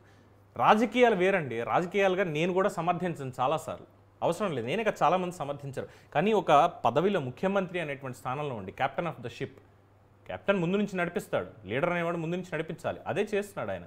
అంతేగాని ఒక చోట ఎక్కడో కూర్చుని ఉంటే సరే, ఇప్పుడు చంద్రబాబు నాయుడు ఇక్కడే ఉండి మా స్టూడియోలో నుండి ఇక్కడి నుంచి ఫోన్ చేస్తున్నాడు అధికారులకి, ఫోన్లో అన్నారు. అక్కడికి వెళ్ళిన తర్వాత ఏం చేస్తారో ఎవరికి ఏం చెప్తారో తెలియదు. ఎందుకంటే మన యంత్రాంగంలో కాస్త లోపం ఉంది. గత 5 ఏళ్ల పాటు జరిగినటువంటి డ్యామేజ్ ఏంటి అనేది అందరికీ తెలుసు, వ్యవస్థల లోపం ఏంటనేది. సో దాన్ని సరిదిద్దడానికి ఆయన ఊరుకునే కూర్చునే రకం కాదు. హుదూద్ తుఫాను, తిత్లీ తుఫాను, పెథాయ్ తుఫాను, అంతకుముందు లవ్లీ అని ఇంకోటి ఏదో వచ్చింది. దాని వరుసగా ఈ తుఫాన్లు 1996లో మొట్టమొదటిసారి ఆయన ముఖ్యమంత్రి అయిన తర్వాత 95లో వచ్చినటువంటి మొట్టమొదటి తుఫాను. అక్కడి నుంచి ఇప్పటి వరకు కెలామిటీ మేనేజ్మెంట్లో ఆయన చేసినటువంటి పనులు, ఆయన తీసుకున్నటువంటి నిర్ణయాలని ఒక లెసన్గా పెట్టాలి.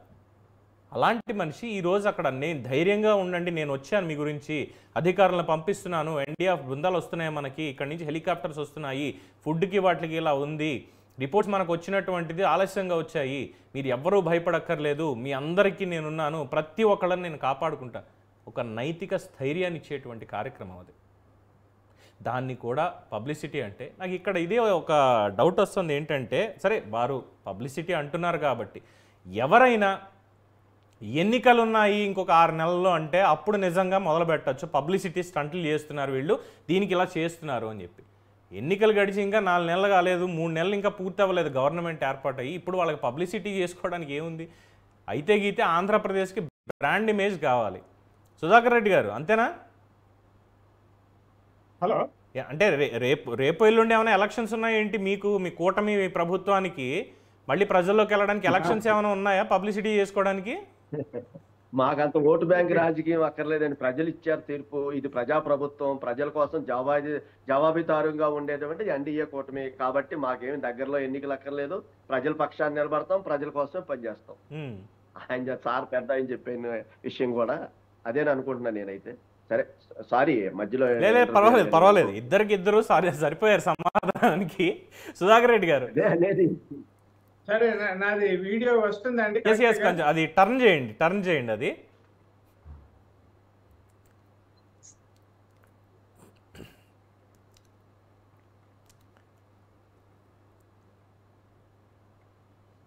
ఎనీవే మీరు చెప్పండి సార్, సుధాకర్ రెడ్డి గారు మీరు చెప్పండి, సమయం మనకి అవుతుంది కాబట్టి మీ వాయిస్ చెప్పండి. ఎస్ సార్, చెప్పండి సార్, ఏమడిగారు? అదే రేపు ఎల్లుండిలో ఏమైనా ఎలక్షన్స్ ఉన్నాయా అర్జెంటుగా? ఇప్పుడు మళ్ళీ చంద్రబాబు నాయకత్వంలో మీరు పబ్లిసిటీ చేసుకోవడానికి వెళ్తున్నారు కదా. ఆ సోదరుడు చెప్పినట్టు ఇప్పుడేమి ఎలక్షన్లు లేవు, దరిదాపుల్లో కూడా లేవండి. స్థానిక సంస్థల ఎన్నికలు రావాలన్నా ఇంకా 2.5-3 ఏళ్ళు ఉంది. ఏ ఎన్నికలు లేవు. ఇప్పుడు ఆ స్టంట్ చేయడము లేదా పబ్లిసిటీ స్టంట్ ఇవి చంద్రబాబు నాయుడు గారికి అవసరం లేదండి. ఇప్పుడు చూడండి, జగన్మోహన్ రెడ్డి గారు గతంలో ఇలాంటి పరిస్థితులు వచ్చినప్పుడు హెలికాప్టర్లో తిరిగి తొంగి చూసి వెళ్ళారు. ఈ రోజు ఆయన కూడా మోకాట్లోతు నీళ్ళల్లో దిగి నడిచారు. ఎందుకు నడిచారు? చంద్రబాబు నాయుడు గారు నడుస్తుంటే జనం ప్రశంసిస్తుంటే చూసి ఈయన కూడా నడిచాడు. అదే అంతకు ముందు లేదు కదా. ఆయన కూడా ఇక కాపీ కొట్టి జూనియర్ ఎన్టీఆర్ గారు ఆ రాష్ట్రానికి ఒక 50 లక్షలు, ఈ రాష్ట్రానికి 50 లక్షలు, ₹1 కోటి ఇస్తే జగన్మోహన్ రెడ్డి గారు కూడా ₹1 కోటి ప్రకటించారండి. ఏందండి, ఆయన లక్షల కోట్లు ఉన్న వ్యక్తి, 5 ఏళ్ళు ముఖ్యమంత్రిగా చేసిన వ్యక్తి, ఒక జూనియర్ ఎన్టీఆర్ ఇంకొకరు ఒక సినిమా నటులాగా ₹1 కోటి ఇవ్వడమేమి? ఏవో 10 కోట్లు 100 కోట్లు ఇవ్వచ్చు కదా. లేదా ఒక ఎన్నికల్లో ఒక అసెంబ్లీ కాన్స్టిట్యుయెన్సీకి 100 కోట్లు ఖర్చు పెట్టిన పార్టీ అధినేత ఒక 100 కోట్లు ఒక అసెంబ్లీ ఖర్చు అంతే కదా ఇవ్వకూడదా? మాటలు చెప్పడం వేరండి, మాటలు చెప్పడం వేరు. వీళ్ళు అంతా కూడా బుడమేరు లేకపోతే చంద్రబాబు నాయుడు గారి ఇల్లు అది కాపాడకపోవడం ఇవన్నీ అంటే బట్టనెత్తికి మోకాటికి మూడేసే ప్రయత్నాలు చేయడం వాళ్ళకి వైఎస్ఆర్ పార్టీ వాళ్ళకి అలవాటు. ఆయన జగన్మోహన్ రెడ్డి గారు బుడమేరు ఆడుందో తెలియదు, దానికి గేట్లు ఏమో తెలియదు, ఏం మాట్లాడతారు ఆయనకే తెలియదు. ఏం మానవ తప్పిదమో అంటే, మానవ తప్పిదం అంటే వరదల్ని సృష్టించడం, వానలు కురిపించడం కూడా మానవులు చేస్తారని అనుకుంటున్నారేమో ఆయన. కాబట్టి జగన్మోహన్ రెడ్డి గారు లేదా వైఎస్ఆర్ పార్టీలు ఉదయం నుంచి అన్ని ఛానల్లో ఇదే ఒకే మాట అండి. వాళ్ళు ఎవరు మాట్లాడినా ఏం మాట్లాడినా జగన్మోహన్ రెడ్డి గారు చెప్పిన తప్పుల్ని వీళ్ళు అదే చెప్తున్నారు. బుడమేరి ఆడుందో తెలీదు, చంద్రబాబు నాయుడు గారి ఇల్లు ఎక్కడుందో తెలియదు. యువతలు చూస్తున్నారు, అందరూ వింటున్నారండి, అందరూ వింటున్నారు, వింటున్నారండి, అందరూ వింటున్నారు. ఎలా తప్పులు జరుగుతున్నారో ఏం చేస్తున్నారో అన్ని అందరూ వింటున్నారు. బుడమేరు ఎక్కడ చెప్పినంత మాత్రం జనాలు నమ్మేస్తారని కాదు, మీ మాట నమ్మేస్తారని ప్రజలు ఉన్నారు, ప్రజలు వింటున్నారు. ఇప్పుడు బుడమేరు ఎక్కడుందో తెలుసా మీకు? బుడమేరుకి ఎన్ని గేట్లు ఏదో అంటున్నారు, అవన్నీ ఆడుందో తెలుసా? ఆ దిక్కు అన్న చెప్పగలరా? విజయవాడకి ఏ దిక్కులో బుడమేరు ఉంది? విజయవాడకి ఏ దిక్కులో చంద్రబాబు గారి ఇల్లు ఉంది? ఎవరైనా చెప్పగలరా? మీరు ఇంత మాట్లాడుతూనే ఉన్నారు ఉదయం నుంచి, నేను అన్ని ఛానల్లో ఉన్నాను. దిక్కులు తెలియవు, ఏది ఎక్కడుందో తెలియదు, ఏది ఎలా జరుగుతుందో తెలియదు. చంద్రబాబు నాయుడు గారి ఇల్లు ఎక్కడ ఉంది, కరకట్ట పక్కన ఉన్నది అన్న విషయం ఎందుకు తెలియదు మాకు తెలియదు. మీరు చూసాం చంద్రబాబు నాయుడు గారి ఇల్లు ఎక్కడ ఉంది, ఏ దిక్కు ఉంది ఏంటి అన్ని. ఇప్పుడు సైంటిఫిక్ వివరించాలా మీకు? కాదండి, కరెక్టే నేను మీరు చెప్పేది అన్నది వాస్తవమే.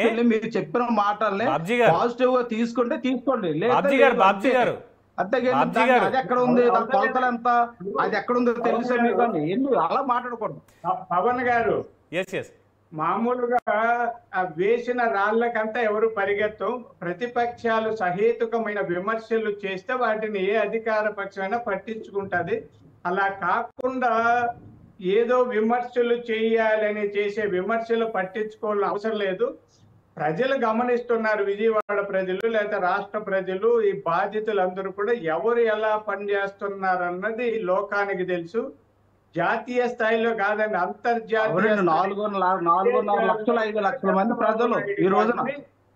బ్రదర్ మీరు మాట్లాడండి అమ్మా, మళ్ళీ మీరు మాట్లాడండి. మీరు మాట్లాడేటప్పుడు నోరైనా తెలిసి అన్న, మీరు మాట్లాడేటప్పుడు ఒక మాటనా మాట్లాడన్నా అంటే నాకు అర్థంగా మాట్లాడడం. బాబ్జీ గారు నేను అవసరమైతే నేను డిబేట్ ని ఇంకొక పావు గంట ఎక్స్టెన్షన్ ఇస్తాను. కాదు డిబేట్ ఇంకొక 20 నిమిషాలు ఎక్స్టెండ్ చేస్తాను. మీ వాయిస్ మీరు చెప్తారు కానీ నో ఇష్యూ అన్ దట్. ఇది చేపల మార్కెట్ కాదు ఏందండి. సుధాకర్ రెడ్డి గారు ఆయన వాదన చెప్పమని వింటాం కదా. Come to the subject. ఆయన చెప్పిన దానికి వివరణ ఇచ్చాడు, మళ్ళీ అడ్డదిడ్డ మాట్లాడి ఇదంతా వైఎస్ఆర్ పార్టీలో ఇదే అండి. మనం అంటే సరే, అది వాళ్ళని మనం పట్టించుకోవాల్సిన అవసరం లేదు. కానీ చంద్రబాబు నాయుడు గారు అద్భుతంగా సేవలు చేస్తున్నారు. ప్రజల్ని కాపాడడం కోసం బిడ్డల్లాగా తన కన్న బిడ్డల్ని కాపాడుకున్నట్టుగా ఆయన చాలా కష్టపడి తిరుగుతున్నారు. ఎట్లో దేవుడు కరుణించో లేదా వరదలు కూడా తగ్గాయి. ప్రకాశం బ్యారేజీలో కూడా 7 లక్షల క్యూసెక్కులు కలిపి వచ్చింది. ఇప్పుడు బాగా తగ్గిపోయింది, ఇంక ఇబ్బంది ఏముండదు. రాత్రికో రేపటికి అందరూ సురక్షితంగా ఉంటారు. కొన్ని పోయిన ప్రాణాలను అలా తీసుకురాలేం కాబట్టి భవిష్యత్తులో చేస్తాం. దాకా ఆయన చెప్పినట్టు భవిష్యత్తులో హైడ్రా తరహా కూడా ఆంధ్రప్రదేశ్లో ఇంప్లిమెంట్ చేయాల్సి వస్తుందండి. హైడ్రా తరహా చర్యలు అంటే విజయవాడే కాదు, విశాఖపట్నం, విజయవాడ, మా తిరుపతిలో కూడా చాలా మంది చెరువులు, కాలువలు, కుంటలు పూర్తి చేసి కబ్జాలు చేసి పెద్ద పెద్ద ఇల్లు కట్టి ఈ విపత్తుకు కారణం అవుతున్నారు. అంటే వర్షాలు కురవడానికి కాదు కానీ వచ్చిన డ్రైనేజీ సిస్టమ్ నాశనం చేస్తున్నారు. దీంట్లో అవినీతి ఇది ప్రధానమైన పాయింట్. ఇప్పటి వరకు చాలా మంది మాట్లాడలేదు, బట్ నేను ఫస్ట్ టైం నేను చెప్దాం అనుకుంటున్నాను సుధాకర్ రెడ్డి గారు విత్ పర్మిషన్. ఏంటంటే గత 5 ఏళ్లలో గుడివాడ నుంచి కృష్ణా జిల్లా మొత్తం గుంటూరు ఈ మధ్యలో ఉన్నటువంటి కాలువలు ఏవైతే ఉన్నాయో, వ్యవసాయ కాలువలు కానీ లేదంటే డ్రైనేజీకి సంబంధించినటువంటివి కానీ, వీటిలో గుర్రపు డెక్క, ప్లాస్టిక్ వ్యర్థాలు, ఇష్టం వచ్చినట్టు వాడి పడేసినటువంటి ఈ చెత్తను తీసుకెళ్ళి డంపింగ్ అంతా దాంట్లో చేయడం, మెయింటెనెన్స్ లేకపోవడం, మున్సిపల్ సిబ్బంది కనీసం ఈ డ్రైనేజీ లోకల్గా ఉండేటువంటి కాలనీలో ఉండేటువంటివి వాటికి మెయిన్ కెనాల్కి కనెక్ట్ అయ్యేటువంటివి దేంట్లో పూడికలు తీయకపోవడం, వచ్చినటువంటి ఈ 5 ఏళ్లలో వచ్చినటువంటి వర్షాభావ పరిస్థితులు ఎలా ఉన్నా, ఏం చేసినా, ఎన్ని హెచ్చరికలు వచ్చినా కానీ ఏమీ స్పందించకుండా ఉండడం, మున్సిపల్ మంత్రులుగా చేసినటువంటి వాళ్ళు మాదేముంది రేపని అంతా ముఖ్యమంత్రిదే కదా, మా బొమ్మ వేసుకుంటే చాలు కదా అనుకున్నటువంటి ఒక తత్వంతో వాటన్నిటినీ కూడా నిర్లక్ష్యం చేయడం వల్ల ఈరోజు ఎప్పుడో 1903లో పడినట్టు 37 సెంటీమీటర్ల వర్షపాతం 2 రోజుల్లోనే నమోదైతే, నార్మల్గా అంటున్నానండి 10 సెంటీమీటర్ల వర్షం పడినా కూడా విజయవాడలో మరి ఇంతలా కాకపోయినా నీట మునిగి ఖచ్చితంగా ఉండేది. 100% జరిగింది ఇదే. అంతే తప్ప బొడమేరేదో వచ్చి ముంచేసింది, మున్నేరు అడ్డుపడిపోయి ఆ నీళ్లు ఇక్కడికి వచ్చేసాయి, లేదంటే కృష్ణానది కట్టలు తెంచుకుని వచ్చి విజయవాడ మీద ఉగ్రరూపం చూపించేసింది. విజయవాడ మొత్తం కృష్ణా గుంటూరు మధ్యలో ఉన్న వాళ్ళు ఎవరూ కూడా వైసీపీకి ఓట్లేయలేదు కాబట్టి వాళ్ళకి ఈ శాస్తి జరగాల్సిందే అని చెప్పి సోషల్ మీడియాలో పెట్టేటువంటి దిక్కుమాలిన డిస్కషన్లు, జరిగిన విపత్తుకి చెయ్యి కలిపి ముందుకు రావాలి. ప్రతి ఒక్కళ్ళు పార్టీలకు అతీతంగా రావాలి. 5 ఏళ్లలో తప్పు జరిగిందా? ఎస్, ఇక్కడ తప్పు జరిగింది, మేము ఓన్లీ సంక్షేమం మీద దృష్టి పెట్టాము, దీని మీద కాస్త మాకు అవగాహన తక్కువ ఉంది కాబట్టి మేము చేయలేకపోయాం. నిజాయితీగా ఒప్పుకోండి, ప్రజలు చూస్తున్నారు కదా. ఇవి ఏవి ఉండవు. ఇప్పుడు వచ్చి కరకట్ట కొంప లేదంటే బుడమేరు, ఈ రెండింటి మధ్యలోనే కొంప బుడమేరు సరిపోయింది సార్. ప్రతిపక్షానికి కావాల్సినటువంటివి 2 అంకెలు సరిగ్గా సరిపోయాయి. సుధాకర్ రెడ్డి గారు. అవునండి, ఇప్పుడు మీరు చెప్పిన నేను చెప్పిన ఇప్పుడు సమాజంలో ఇలాంటి దారుణమైన పరిస్థితులు వచ్చాయి.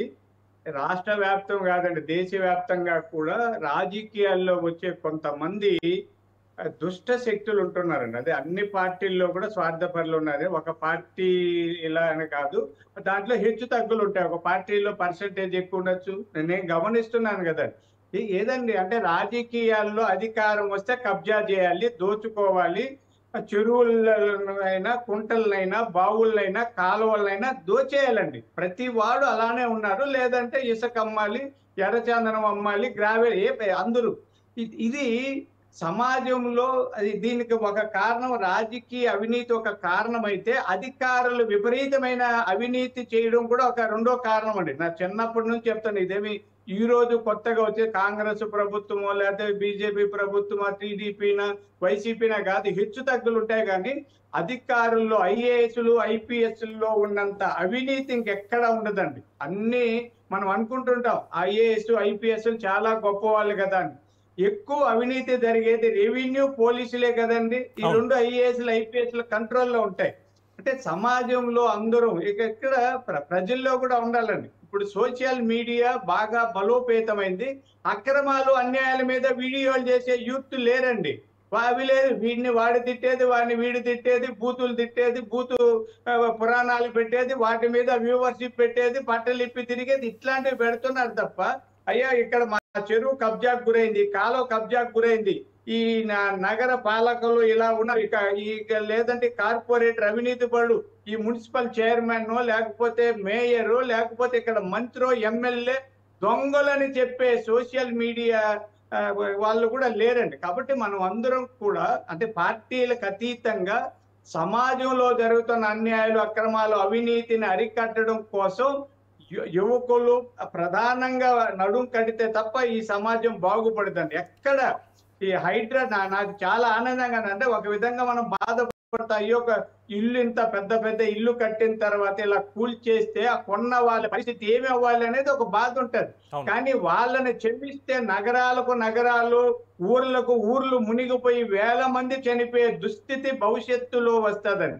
అందుకని మనం అందరం కూడా ఇప్పుడు చంద్రబాబు నాయుడు గారు కూడా ఈ రోజు తీవ్రంగానే చెప్పారు, మా పార్టీ కూడా ఇలా చెరువులు కుంటలు కబ్జాదారులందరినీ కూడా ఖచ్చితంగా చట్టబద్ధంగా శిక్షించడం, చర్యలు తీసుకోవడం, ఈ డ్రైనేజీ సిస్టమ్ ని వీటన్నింటిని కూడా పునరుద్ధరించడం కోసం చిత్తశుద్ధితో పనిచేస్తారన్న నమ్మకం నాకు ఉందండి. రైట్.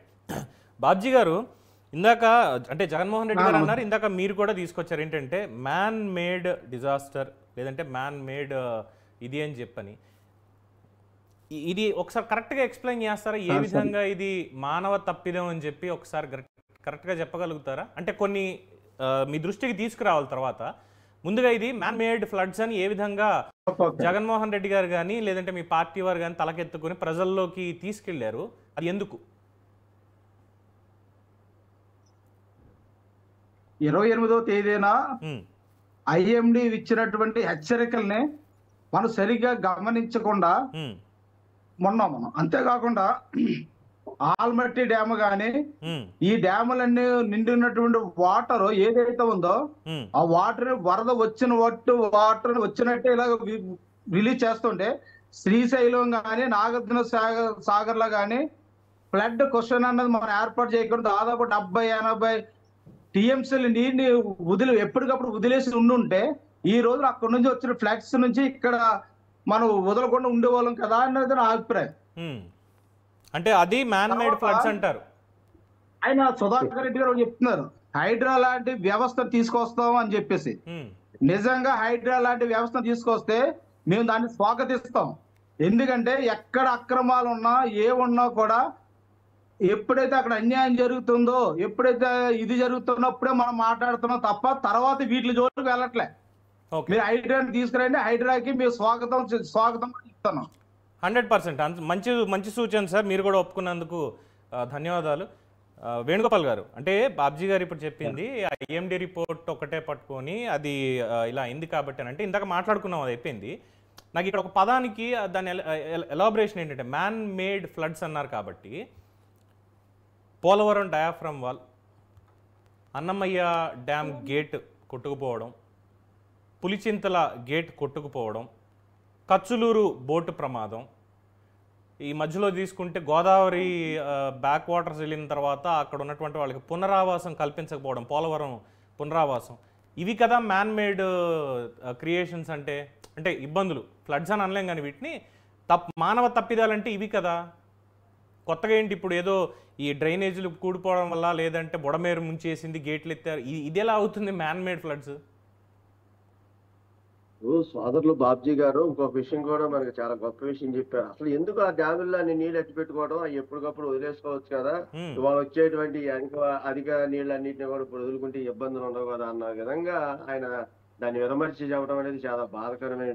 అన్నగారు, నేను అనేది ఏంటంటే ఇవాళ మీరు చేసినటువంటి అలాంటి తప్పిదాల వల్లనే ఇవాళ మొన్న సకాలంలో జూన్ నెలలో రైతులకు నీళ్లు అందించలేకపోతే ఇవాళ పట్టిసీమ నుంచి నీళ్లు తెచ్చుకుని వదులుకున్నటువంటి దౌర్భాగ్య పరిస్థితుల్లో మీరు 5 సంవత్సరాలు అలా గడిపారు. కాబట్టి అది కాదు, ముందు చూపు చర్యతో ఒక విజన్తో డ్యాములన్నీ కూడా నిండుకొండల్లాగా ఉండి మనకి ఆ ఏదైతే అవసరానికి ఉన్నాయో వాటన్నిటిని కూడా వాడుకునే విధంగా భవిష్యత్తులో ఇబ్బందులు రాకుండా ఉండాలనేటువంటి ఆలోచన ఎన్డీఏ కూటమి యొక్క ఆలోచన. కానీ మీకు మళ్ళీ ఏదో ఇప్పటికిప్పుడు ఎంతసేపు మీరు చెప్పేది ఐఎండి అంటారు. ఏమంటే ఇది ఏమి చెప్పి రాదండి. నేను చెప్పేది ఏంటంటే అది చెప్పి వచ్చేటువంటి ప్రకృతి వైపరీత్యం కాదు. కాబట్టి ఏంటంటే డ్యాముల్లో నీళ్ళెట్టి పెట్టుకుంటున్న వలన భవిష్యత్తులో రైతుకి సాగునీరుకు కానీ తాగునీరుకు కానీ ఇబ్బంది లేనటువంటి పరిస్థితుల్ని ఎదుర్కొంటారనేటువంటి ఉద్దేశంతో అది ఎన్ని టీఎంసీల కెపాసిటీ ఉంటుందో అన్ని టీఎంసీల కెపాసిటీని అన్ని యొక్క నాగార్జున సాగర్, శ్రీశైలం, ఇవాళ ఈ ప్రకాశం బ్యారేజ్ ఇవన్నీ కూడా అట్టి పెట్టుకునే పరిస్థితి. ఇవాళ నిజంగా పులిచింత ఇవాళ పట్టిసీమ నుంచి మనం నీరు తెచ్చుకోకపోతే కనీసం మొన్న నాట్లు కూడా వేసుకోలేనటువంటి పరిస్థితుల్లో మన రైతాంగం ఎదుర్కొనేది. సరే, ఒక విషయం దానికి సమాధానం. రెండోది, మీరు ఒక వాల్యుబుల్ విషయం ఒకటి చెప్పారు. ఎందుకంటే ఇవాళ మేము అట్టడుగున ఉన్నటువంటి సముద్రానికి దగ్గరగా ఉన్నటువంటి ప్రాంతం మాది. ఇవాళ ప్రకాశం బ్యారేజీ దగ్గర నుంచి నీళ్లు వదిలితే కార్పొరేట్ స్కూల్ దగ్గర నుంచి, కార్పొరేట్ హాస్పిటల్ దగ్గర నుంచి, సులభ కాంప్లెక్స్ల దగ్గర నుంచి ఈ పంట కాలువలకు అనుబంధంగా ఉన్నటువంటి వాళ్ళు పని అయిపోతుందని చెప్పి అదంతా వ్యర్థాలన్నీ కూడా కాలువలోకి ప్రధానమైనటువంటి సాగునీరు, తాగునీరు కాలువల్లోకి వదలటం వలన దాని యొక్క పరిస్థితుల్ని, దాని యొక్క అనారోగ్యమైనటువంటి పరిస్థితుల్ని ఈ దిగువ ప్రాంతంలో ఉన్నటువంటి రైతులు కానీ లేకపోతే ప్రజలు కానీ ఎదుర్కొనేటువంటి పరిస్థితి ఉంది. కాబట్టి తప్పకుండా ఈ నూతన ఎన్డీఏ ప్రభుత్వం ఏదైతే ఉందో దాన్ని గుర్తించడం జరిగింది. మీరు ఒక మంచి విషయాన్ని గుర్తు చేశారు కాబట్టి ఆ విషయం కూడా ప్రభుత్వం దాన్ని పరిగణలోకి తీసుకుంటది. ఏదైతే ఈ సులభ కాంప్లెక్స్లు ఇలాంటి ఏదైతే ఉన్నాయో ఆ వ్యర్థాలన్నీ కూడా ప్రధానమైనటువంటి పంటకాలంలో కానీ సరస్సుల్లో కానీ కలవకోకుండా తీసుకునేటువంటి జాగ్రత్తలు తీసుకుంటారు. రెండోది, ఏదైతే నేను ఇందాక చెప్పానో 2005లో ఏదైతే సూచించారో ఈ బుడమేరుకు కానీ మిగిలినటువంటి ప్రధానమైనటువంటి కాలువలు ఏదైతే ముంపు ప్రాంతాల్లో ఉన్నటువంటి ప్రతి దానికి కూడా రిటర్నింగ్ వాళ్ళు కట్టి ఏదైతే హైడ్రా లాంటిది ఒక సంస్థని తీసుకొచ్చి ఇక్కడ ఆంధ్రప్రదేశ్ లో కూడా అమలు జరిపి ప్రతి ఒక్క ఆక్రమదాన్ని కూడా మరి దూరం చేసి అక్కడ ఉన్నటువంటి అంటే వైశాల్యాన్ని పెంచుకుంటూ, ఈ బుడమేరు యొక్క వైశాల్యాన్ని పెంచుకుంటూ ఈ కబ్జాదారుల యొక్క కోరల నుంచి రక్షించి బుడమేరుకు కూడా ఇవాళ యొక్క గుణపాఠం. దాదాపు 2-3 లక్షల మంది వాళ్ళ ప్రధానమైనటువంటి పట్టణంలో ఉన్నటువంటి ప్రజలు పడుతున్నటువంటి ఇబ్బందుల్ని స్వయంగా ముఖ్యమంత్రి ఎన్డీఏ కూటమి కూడా గుర్తించింది. కాబట్టి తదుపరి చర్యలు తక్షణం రిటర్నింగ్ వాళ్ళు కట్టడం, రెండోది ఆ కబ్జా కోరల్లో నుంచి తప్పించడం. అది ఒక్క బుడమేరే కాదు, ఈ యొక్క ఏదైతే ఇరిగేషన్ ప్రాజెక్టులు ఉన్నాయో, ఏదైతే చెరువులు ఉన్నాయో, ఏదైతే సరస్సులు ఉన్నాయో, ఈ పక్కన ఉన్నటువంటి ఏదైతే కొల్లేరు సరస్సును ఏ రకంగా ఆక్రమించుకుపోయి ఉన్నారో వీటన్నిటినీ కూడా విముక్తులు చేసి విశాలమైనటువంటి మరి నదులుగా వాటిని తయారు చేసి ప్రజల్ని భవిష్యత్తులో ఇలాంటి అంధకారంలోకి నెట్టుకోకుండా ఎన్డీఏ కూటమి ఇదొక గుణపాఠంగా తీసుకుని తప్పకుండా పనిచేస్తుందని మాత్రం మీ యొక్క న్యూస్ 360 ద్వారా మేము తెలియజేస్తున్నాం. రైట్. సో అయితే చంద్రబాబు నాయుడు గారు ఎందుకు అంత ఆగ్రహం వ్యక్తం చేస్తున్నారు ఏంటి అన్నదానికి మళ్ళీ వచ్చి వైసీపీ వాళ్ళు అనేది ఏదో వీళ్ళందరినీ కూడా మీరు అధికారులు తప్పు చేసేస్తున్నారు, మా ముద్ర వేసేస్తున్నారు, కేవలం వైసీపీ భక్తులైనటువంటి అధికారులే అందరూ అని చెప్పి వేసేస్తున్నారు అన్న ఒక ఆరోపణ వాళ్ళు తీసుకొస్తున్నారు. అధికారులు తప్పు చేస్తే ఆయన ఎలా రియాక్ట్ అవుతారు అనే దానికి 1996 ఆ మూమెంట్లో జరిగినటువంటి పేపర్ లీకేజ్ ఘటనే సాక్ష్యం. నిర్దాక్షిణ్యంగా ఐఏఎస్ ఆఫీసర్ని సస్పెండ్ చేసి పడేశారు ఆయన. అప్పటి నుంచి ఇప్పటి వరకు తప్పు చేసినటువంటి అధికారులు, ఎందుకంటే ఆయనకంటూ ఒక భయం ఉంది. బేసిక్గా నేను చేసే పనిలో తప్పులు వెతికి నన్ను ఎవరినేమైనా అంటారేమో, దీనివల్ల ఇది ఏమైనా జరుగుతుందేమో అన్న ఒక భయంతో 1కి 100 సార్లు జాగ్రత్తలు తీసుకుంటే కానీ ఆయన ఒక మాట మాట్లాడడం, ఒక పని చేయడం అనేది చరిత్ర చెప్పినటువంటి సత్యం. కానీ ఇక్కడ వీళ్ళు వచ్చేసరికి ఏమంటారంటే లేదుగో అధికారులను ఇబ్బంది పెట్టడం కోసం అని చెప్పి వీళ్ళు ఎలా చేస్తున్నారు, వైసీపీ అధికారుల నిర్లక్ష్యం, అంటే వాళ్ళతో అంటకాగిన వాళ్ళ నిర్లక్ష్యం వల్ల ఇదంతా జరుగుతోంది, అందుకే చంద్రబాబు ఇగో ఇలాంటి తప్పుడు పనులు చేస్తున్నాడు అంటూ వీళ్ళ విమర్శ. సుధాకర్ రెడ్డి గారు దానికి మీరే ఉంటారు? సరే, అధికారులు ఎవరిని ఎక్కడ అంటగాగినా కాగకపోయినా అధికారుల్లో నిర్లక్ష్యం ఉంటే అడగడం కోసమే కదండి ప్రభుత్వం ఉన్నది. ప్రభుత్వం చట్టాలు చేసి చేతులు ముడుచుకొని కూర్చోదు, ఆ చట్టాలను అమలు చేయడం కోసం, పరిపాలనలో అందరూ సహకరించడం కోసం ఉద్యోగుల మీద అధికారుల మీద ఆధారపడతాం ఎవరమైనా. అవును. కాబట్టి ఈ అధికారులు సక్రమంగా పనిచేయడం లేదు అన్నది గుర్తించిన తర్వాత ఎవరమైనా, ఏ ప్రభుత్వమైనా, చంద్రబాబు గారైనా, జగన్మోహన్ రెడ్డి గారైనా, ఇంకొకరైనా, ఎవరైనా అట్లాంటి అధికారుల మీద చర్యలు తీసుకోవాలి కదండి. అలా చర్యలు తీసుకోకపోతే వాళ్ళ భయం ఏముంటదండి? మనం చాలా అన్ని ఏసీబీలు పెట్టాం, ఎన్ని పెట్టినా కూడా అవినీతి ఆగడం లేదు, నిర్లక్ష్యం పోవడం లేదు. చాలా మంది నీళ్ళుక్కు నడుస్తుంటారండి. మీరు ఏమనుకోతే చెప్తా, ఏ కార్యాలయమైనా 10 గంటలకి అధికారులు ఉన్న కార్యాలయం ఒకటి చూపండి. నా చిన్నప్పటి నుంచి చూస్తున్నానండి. ఏ అధికారి 10 గంటలకు రారండి. అక్కడ ఎవరో స్వీపర్లో, వాచ్మెన్లో వస్తారు తప్ప అధికారులు ఎప్పుడో నీళ్ళుకొని 11కు వస్తారు. ఆ తర్వాత టీ తాగుతారు, కొంతమంది అటు ఇటు పోతుంటారు, బయట తిరుగుతారు. అంతలో 1 గంట అయిపోతుంది, లంచ్ టైం అంటారు, తింటారు, కొంచెంసేపు రెస్ట్ తీసుకుంటారు, అటు ఇటు చూసి ఆ ఫైల్ తీసుకోవచ్చు. ఏడైనా చిల్లర్లు ఇచ్చే ఫైళ్లు మాత్రం రాత్రి కూడా చేస్తుంటారు గెస్ట్ హౌస్ల్లోనూ, ఆఫీసుల్లో. ఇది వ్యవస్థలో ఉన్న దౌర్భాగ్యం అండి. కాబట్టి ఈ దౌర్భాగ్యకరమైన వ్యవస్థలు, అంటే ఉద్యోగులకి భయపడే స్థితి అన్ని రాజకీయ పార్టీల్లో ఉంది. ఎందుకంటే ఉద్యోగులు రేపు ఎలకలు ఏమి చేస్తారు, లేకపోతే ఇంకేం చేస్తారని భయపడుతూ మనం అవినీతి పరులైన వదిలిపెట్టేస్తూ వచ్చాం. ఎస్పెషల్లీ చంద్రబాబు నాయుడు గారి మీద ఉద్యోగులకి చాలా కక్ష. అంటే ఇప్పటి నుంచి కాదు, 96 నుంచి చూస్తూనే ఉన్నాం. ముఖ్యంగా ఆయన పొద్దున్న ఏ టైంకి రావాలి, ఏ టైంకి వెళ్ళాలి, వీడియో కాన్ఫరెన్స్లు, టెలికాన్ఫరెన్స్లు, ఫీల్డ్ విజిట్లు, 1,00,000 పెట్టి మీరు పని చేస్తారా చేయరా అని కూర్చుంటారన్న దాంతో ఉద్యోగులు చాలా తిట్టుకుంటారు, పని చేయించి చంపుతున్నాడు రా నాయన అని. అవునండి. అందుకనే చంద్రబాబు నాయుడు గారు కొద్ది కఠినంగా వ్యవహరించడం తప్పదండి. ఆయన పని చేయించాలనుకుంటే కొంతమంది ఉద్యోగులు తొలి నుంచి చూస్తున్నాం, పని చేయించే వాళ్ళని చూసి కొంతమంది ఉద్యోగులు వ్యతిరేకంగా పనిచేస్తారు. యూనియన్ లీడర్ల వాళ్ళు ఎందుకు ఖాళీగా ఉండాలి, జీతాలు పెంచాలి, తిని పడుకోవాలి. ఇది దీనికండి ఏమండి 500 కోసం కూలీలు ఉదయం నుంచి సాయంత్రం వరకు పనిచేస్తున్నారు. పొలాల్లో పనిచేసేవాడు ఉదయం చీకటి ముందే పోయి సాయంత్రం వరకు పనిచేసి 500 1000 రావడం లేదు. లక్షలు జీతాలు తీసుకుంటూ లక్షలు లంచాలు తీసుకునేవాడు ఇంట్లో నుంచి కదలకపోతే, విపత్కర పరిస్థితుల సమయంలో కూడా ప్రజలకు సేవలు అందించకపోతే, అలాంటి ఉద్యోగుల మీద కఠినంగా వ్యవహరించకపోతే ప్రభుత్వం ఎందుకంటే, ఇంకా ముఖ్యమంత్రి ఎందుకంటే, అలాంటి వాటిని కూడా విమర్శించడం తప్పండి. అంటే ఎవరమైనా అధికారులను అందరూ కలిపి దారిలో పెట్టుకుందండి. అధికారులు మనల్ని పరిపాలించడం లేదండి. అధికారులు ఒక 5%కు మించి ఉండరు. అధికారులు మనకు అన్నం పెట్టడం లేదు. అధికారులు మనల్ని పోషించడం, రైతులు అన్నం పెడుతున్నారు, కార్మికులు కష్టపడుతున్నారు, పారిశ్రామికవేత్తలు ఉత్పత్తిని చేస్తున్నారు. వీటన్నింటినీ చూడడానికి అధికారులు ఉన్నారు. అలాంటి అధికారులు మన దగ్గర జీతాలు తీసుకుంటూ నిర్లక్ష్యంగా ఏదో వాళ్ళు మనకు అన్నం పెట్టినట్టుగా, వాళ్ళు సమాజాన్ని ఉద్ధరించినట్టుగా అలా తిరిగే వాళ్ళని క్షమిస్తే సమాజానికి నష్టం అండి. కాబట్టి చంద్రబాబు గారు కఠినమైన నిర్ణయాలు తీసుకోవాలి అని మేము కోరుకుంటున్నాం. ఆయన కూడా అదే చెప్పారు, అవసరమైతే మంత్రుల్ని కూడా ఉపేక్షించేది లేదు ఎవరన్నా నిర్లక్ష్యం వహిస్తే అని స్పష్టంగా చెప్పారు. ఇంకా అంతకుమించి ఒక లీడర్ చేయాల్సింది ఏంటి? అంతకుమించి ఏం ఎక్స్పెక్ట్ చేస్తారు? ఇప్పుడు అంత వరదలో ఆయన వెళ్ళి అక్కడ పరిస్థితి చూసి ఎక్కడికక్కడ సింగనగర్ అంటే సింగనగర్, భవానీపురం అంటే భవానీపురం, ఇంకో చోట అంటే ఇంకో చోట, ప్రతి చోటికి వెళ్తున్నారు. వెళ్ళి ప్రతి చోటకి ఇలా ఉంది రిపోర్ట్ అని అధికారులకి రిపోర్ట్స్ ఇస్తూ మీరు అక్కడ ఇది చేయండి, ఇమీడియట్గా ఇంతమందిని పంపించండి అని చెప్తున్నారు. ఒక ముఖ్యమంత్రిగా ఆయన బాధ్యత ఆయన నిర్వర్తిస్తున్నారు, సమీక్షలు చేస్తున్నారు, తిండి తిప్పలు లేవు, నిద్ర ఉండట్లేదు 3 రోజుల నుంచి కూడా, ప్రజల కోసమే చేస్తున్నారు. అట్లీస్ట్ ఈ మొత్తం అంతా అయిన తర్వాత ఏ శాసనసభ సమావేశాల్లోనో లేదంటే ఈ మున్సిపల్ కార్పొరేషన్ సమావేశాల్లోనో ఇగో ఆ రోజు జరిగిన దాంట్లో మీ తప్పు ఇది, మీరు చేసిన దానివల్ల ఇదంతా జరిగింది అని అప్పుడు మీరు విమర్శ చేస్తే, అంటే వైఎస్ఆర్సీపీ వాళ్ళు కానీ విమర్శించే వాళ్ళకి మాట అంటున్నానండి, విమర్శించే వాళ్ళకి అంటున్నాను, ఆయన తప్పు చేస్తున్నాడనో ఇంకోటనో కాదు. ఆ సమావేశాల్లో మీరు లేవనెత్తి ప్రజల తరఫున మాట్లాడితే నిజంగా ప్రజలందరూ ఇందాక మీరు అన్నట్టుగా అభినందించేవాళ్ళు. అంతేగాని ఆన్ స్పాట్ ఒక పని జరుగుతోంది, విపత్తు నడుస్తోంది, దాని నుంచి ముందు బయటికి ఎలా రావాలి అన్న దాని మీద పని చేస్తున్నప్పుడు ఈ చర్చలు పెట్టి లేదంటే సోషల్ మీడియాలో ఇటువంటి తప్పుడు ప్రచారం చేయడం అనేది నిజంగానే తప్పు. బాబ్జీ గారు సార్ చెప్పండి. సోషల్ మీడియాలో మీ వాళ్ళు మీ అధికారిక పార్టీ ఖాతా నుంచి చేస్తున్నటువంటి కొన్ని తప్పని మీరు అనుకుంటున్నారా? అట్లీస్ట్ అన్ని విమర్శల్ని నేను అనట్లేదు, అట్లీస్ట్ సోషల్ మీడియా క్లారిటీ వినిపించట్లేదు.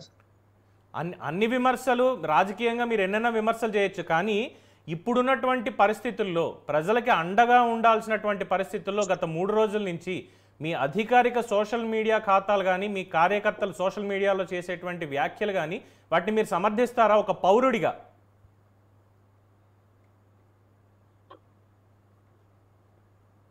ఆయన ఇందాక మన సుధాకర్ రెడ్డి గారు చెప్పారు, అవినీతి అధికారుల్ని అధికార విధులు నిర్లక్ష్యం వహించిన వాళ్ళ మీద చర్యలు తీసుకుంటున్నాం అని చెప్పన్నారు. తీసుకొని వెల్కమ్, దాంట్లో ఏ డౌట్ లేదు. కానీ మేము చెప్పేది ఏంటంటే, మీరు ఏదైతే సహాయ సహకారాలు చేస్తున్నారో పునరావాస కేంద్రాల్లో అది సరైన లాస్ట్ పర్సన్కి అందడం లేదు అని చెప్పేసి మేము చెప్తా ఉన్నాం.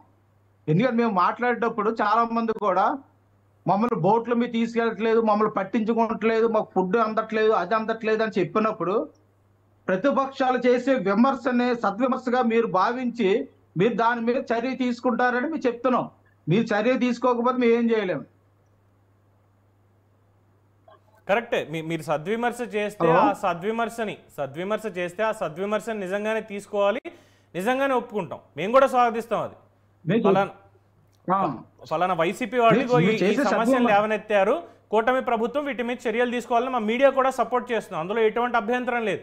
కానీ మీరు అసలు సంగతి వదిలేసి మొదటి రోజు జరిగినటువంటి విషయాలనే పదే పదే రిపీట్ చేసుకుంటూ ఇంకా అందట్లేదు అన్నదాన్నే రిపీట్ చేసుకుంటూ చంద్రబాబు నాయుడు కరకట్ట కొంప మునిగిందా లేదా, అది మునిగిపోయింది, ఇవన్నీ వీటి వెనకాల పడితే మాత్రం ఏమొస్తుందండి ప్రజలకి? ఇదా మీరు చేసేది? ప్రతిపక్షం అనుకుంటారు కదా. చెప్పండి, కరకట్ట మీద చంద్రబాబు గారు నివాసం ఉండడం తప్ప కాదా చెప్పండి? అక్కడ కట్టుకోవడానికి ఎవరు పర్మిషన్ ఇచ్చారు? అది కూడా వెళ్దాం మరిపోని. మన అధికారం మన ఇంతమంది 5 కోట్ల మంది 3.5 కోట్ల 4 కోట్ల మంది పరిపాలించే మనమే అక్కడ కరకట్ట మీద ఉండి మనం ఏ సంకేతాలు ఇస్తాం ప్రజలకి? ఋషికొండ మీద మనం చేయాల్సింది ఫస్ట్ మనం కరెక్ట్ ఉండి అప్పుడు సంకేతాలు ఇస్తే ప్రజలు నమ్ముతారు. ఋషికొండ మీద మనం ఏం అదే సుధాకర్ రెడ్డి గారు అదే అన్నారు కదా, తెలంగాణలో ఉన్న హైడ్రా తీసుకురండి, ముందు ఎవరు వెళ్ళిపోతాయి, కరకట్ట మీద ఉన్నాయండి వెళ్ళిపోతాయి. అదే కదా స్వాగతిస్తున్నాం. మనం కరకట్ట మీద నివాసం ఏర్పాటు చేసుకుని మన ఫ్లడ్స్ వచ్చేది ఏర్పాటు చేసుకుని మన ప్రజలు సంకేతాలు ఇద్దాం, ఏమి ఇస్తాం? కరెక్టే మీ పాయింట్కి నేను అగ్రీ చేస్తా. హైడ్రా అన్న పాయింట్ మీద మీరు చెప్పింది వాస్తవం, నేను ఒప్పుకుంటా. అయితే 2009 2004 అంటే 24లో దాదాపు 20 సంవత్సరాలు వెనక్కి వెళ్ళాలి. మరి 2004 నుంచి కూడా దీనికి పర్మిషన్లు ఇచ్చింది ఎవరు, ఇచ్చినటువంటి అధికారులు ఎవరు, ఆ రోజు మంత్రివర్గంలో ఉన్నది ఎవరు, ఆ రోజు ఎవరితో అంటగాగారు, మరి ఇవన్నీ కూడా ఒకసారి మనం చర్చించుకోవాలి. కాబట్టి మీ పాయింట్ నేను అగ్రీ చేస్తాను, నేను మిమ్మల్ని తప్పుపట్టట్లేదు. అయితే విశాఖపట్నంలో 2019 వరకు కూడా ముఖ్యమంత్రి అండి. 2014 నుంచి 19 వరకు రాష్ట్ర ముఖ్యమంత్రి చంద్రబాబు నాయుడు గారు ఉన్నారు. వేణుగోపాలరావు గారు 1924 చెప్తున్నాడు. ఆయన హైడ్రా ఇది బుడమేరు సంబంధించి 2005లో వస్తే రిటైన్ వాళ్ళు ఎందుకు కట్టలేదని చెప్పి వైసీపీ ప్రభుత్వం అడుగుతున్నాడు. ఆయన 2019-24 చేసింది. 14 నుంచి 19 వరకు చంద్రబాబు నాయుడు ఎందుకు అడగట్లేదు? మీరు చెప్పారు ఆయన సీనియర్ కదా, 14 సంవత్సరాలు సుమారు చేసినాడు ముఖ్యమంత్రి, ఆయన ఎందుకు అడగట్లేదు? 14 సంవత్సరాలు సుమారు పని చేసినటువంటి ముఖ్యమంత్రి కాబట్టి ఈరోజు ప్రజల్లో తిరుగుతున్నారు. మరి గత ఏడాది వరదలు వచ్చినప్పుడు పంట పొలాలు మునిగిపోతే వాటిని చూడడానికి రెడ్ కార్పెట్లు టెంట్లు వేయించుకున్న వారి నియమనాలు మీ విజ్ఞతగా వదిలేస్తున్నాను. వేణుగోపాల్ గారు, ఇప్పుడు బాబ్జీ గారు అన్నదానికి కూడా నేను చెప్పేది ఏంటంటే, ఏం చేస్తున్నారంటే ఇది ఒకళ్ళకొకళ్ళు విమర్శ కాదండి. దాదాపుగా ఒక విషయాన్ని గుర్తించినప్పుడు చేయాల్సినటువంటి బాధ్యత మీ మీద ఉంది కదా. మీరు ప్రజల్ని నమ్మించారు, ప్రజలకు హామీ ఇచ్చారు, ప్రజలకు మేము పంచభక్ష పరవాణాలు పెడతానని చెప్పి ఈ సమస్యలన్నీ కూడా గతంలో ఉన్నాయి, వీటన్నిటిని కూడా పరిష్కారం చేస్తామనేటువంటి ఒక ఏకైక సిద్ధాంతం మీద మీరు అధికారంలోకి వచ్చి అలాంటి విషయాలను కూడా మర్చిపోయారు. కాబట్టి ఇప్పుడు జరిగినటువంటి ఈ పరిణామాన్ని ఒక గుణపాఠంగా తీసుకుని తప్పకుండా ఏదైతే విస్మరించడం జరిగిందో దానికి సరైనటువంటి నిర్ణయాలు ఇప్పుడు ఉన్నటువంటి ప్రభుత్వం ఎన్డీఏ కూటమి తీసుకుంటది అని చెబుతున్నాను తప్ప మేమేదో మీ మీద విమర్శ కాదండి. మేము అన్ని తప్పులు చేశారు కాబట్టి గతంలో మేము అధికారంలో విమర్శించొచ్చు. 14 నుంచి 19 వరకు ఉన్న చంద్రబాబు నాయుడు గారు మీరు ఎందుకు మాట్లాడలేదు అంటున్నాను నేను. అంటే మీ కూటమి నాయకుడేనా? 14 నుంచి 19 వరకు చంద్రబాబు నాయుడు పరిపాలించారు కదా. రాష్ట్రం విడిపోయిన తర్వాత అప్పుడు వరదలు లేవు, జనాలు ఇబ్బందులు, అప్పుడు ఆయన ఎందుకు పట్టించుకోలేదు? వరదలు ఉన్నా లేకపోయినా ఎందుకు పట్టించుకోలేదు? నేను చెప్తున్నా చెయ్యాలి కదా. నేను చెప్తున్నాను మీకు దానికి. నేను చెప్తున్నా కాదు మమ్మల్ని 19లో మిమ్మల్ని నమ్మి ప్రజలు మమ్మల్ని ఓడించారు. 2019లో మీరు ఏం చేశారు? మీరు ఎందుకు చేయలేకపోయారు ఆ పని? మమ్మల్ని ఆ పని చేయలేదని ఓడించారు.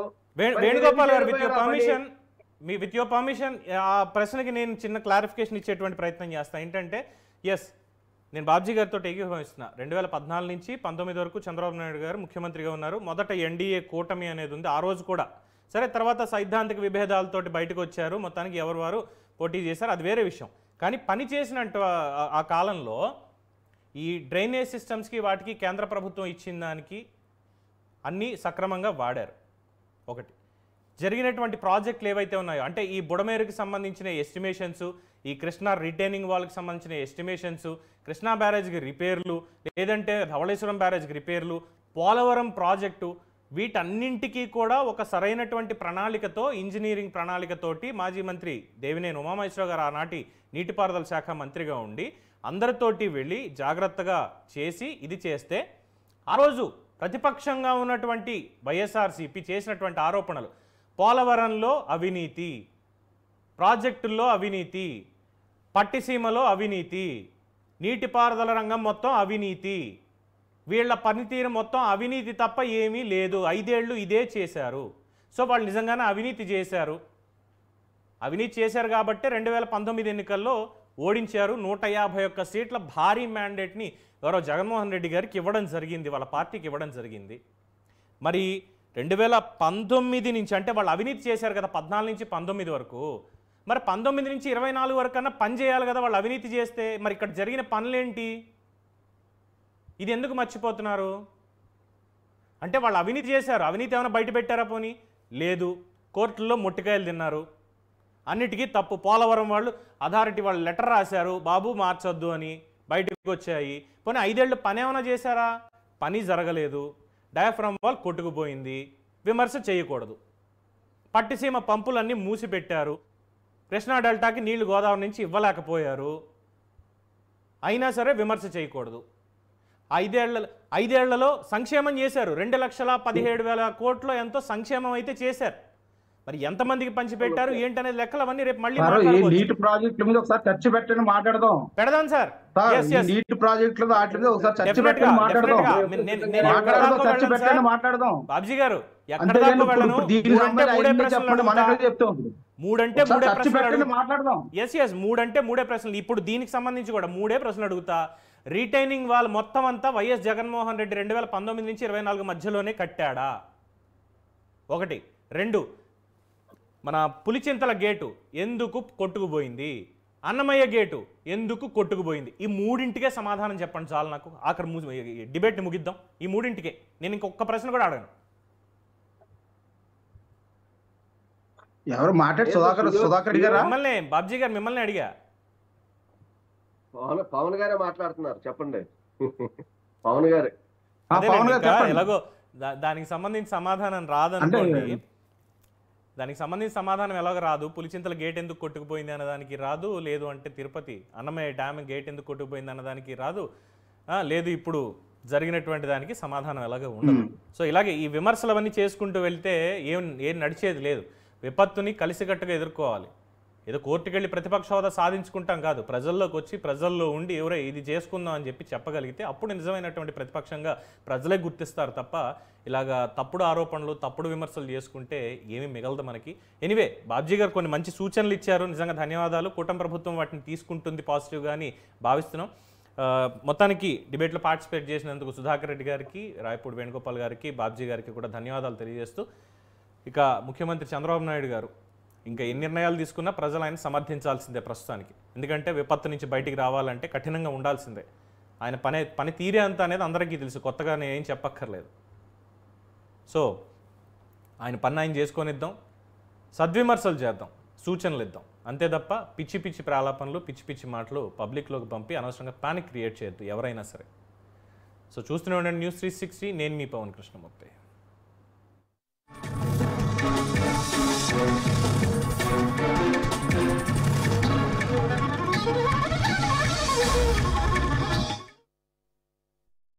RKDF university Bhopal, most awarded university of Madhya Pradesh, जहां 105 एकड़ के विशाल कैंपस में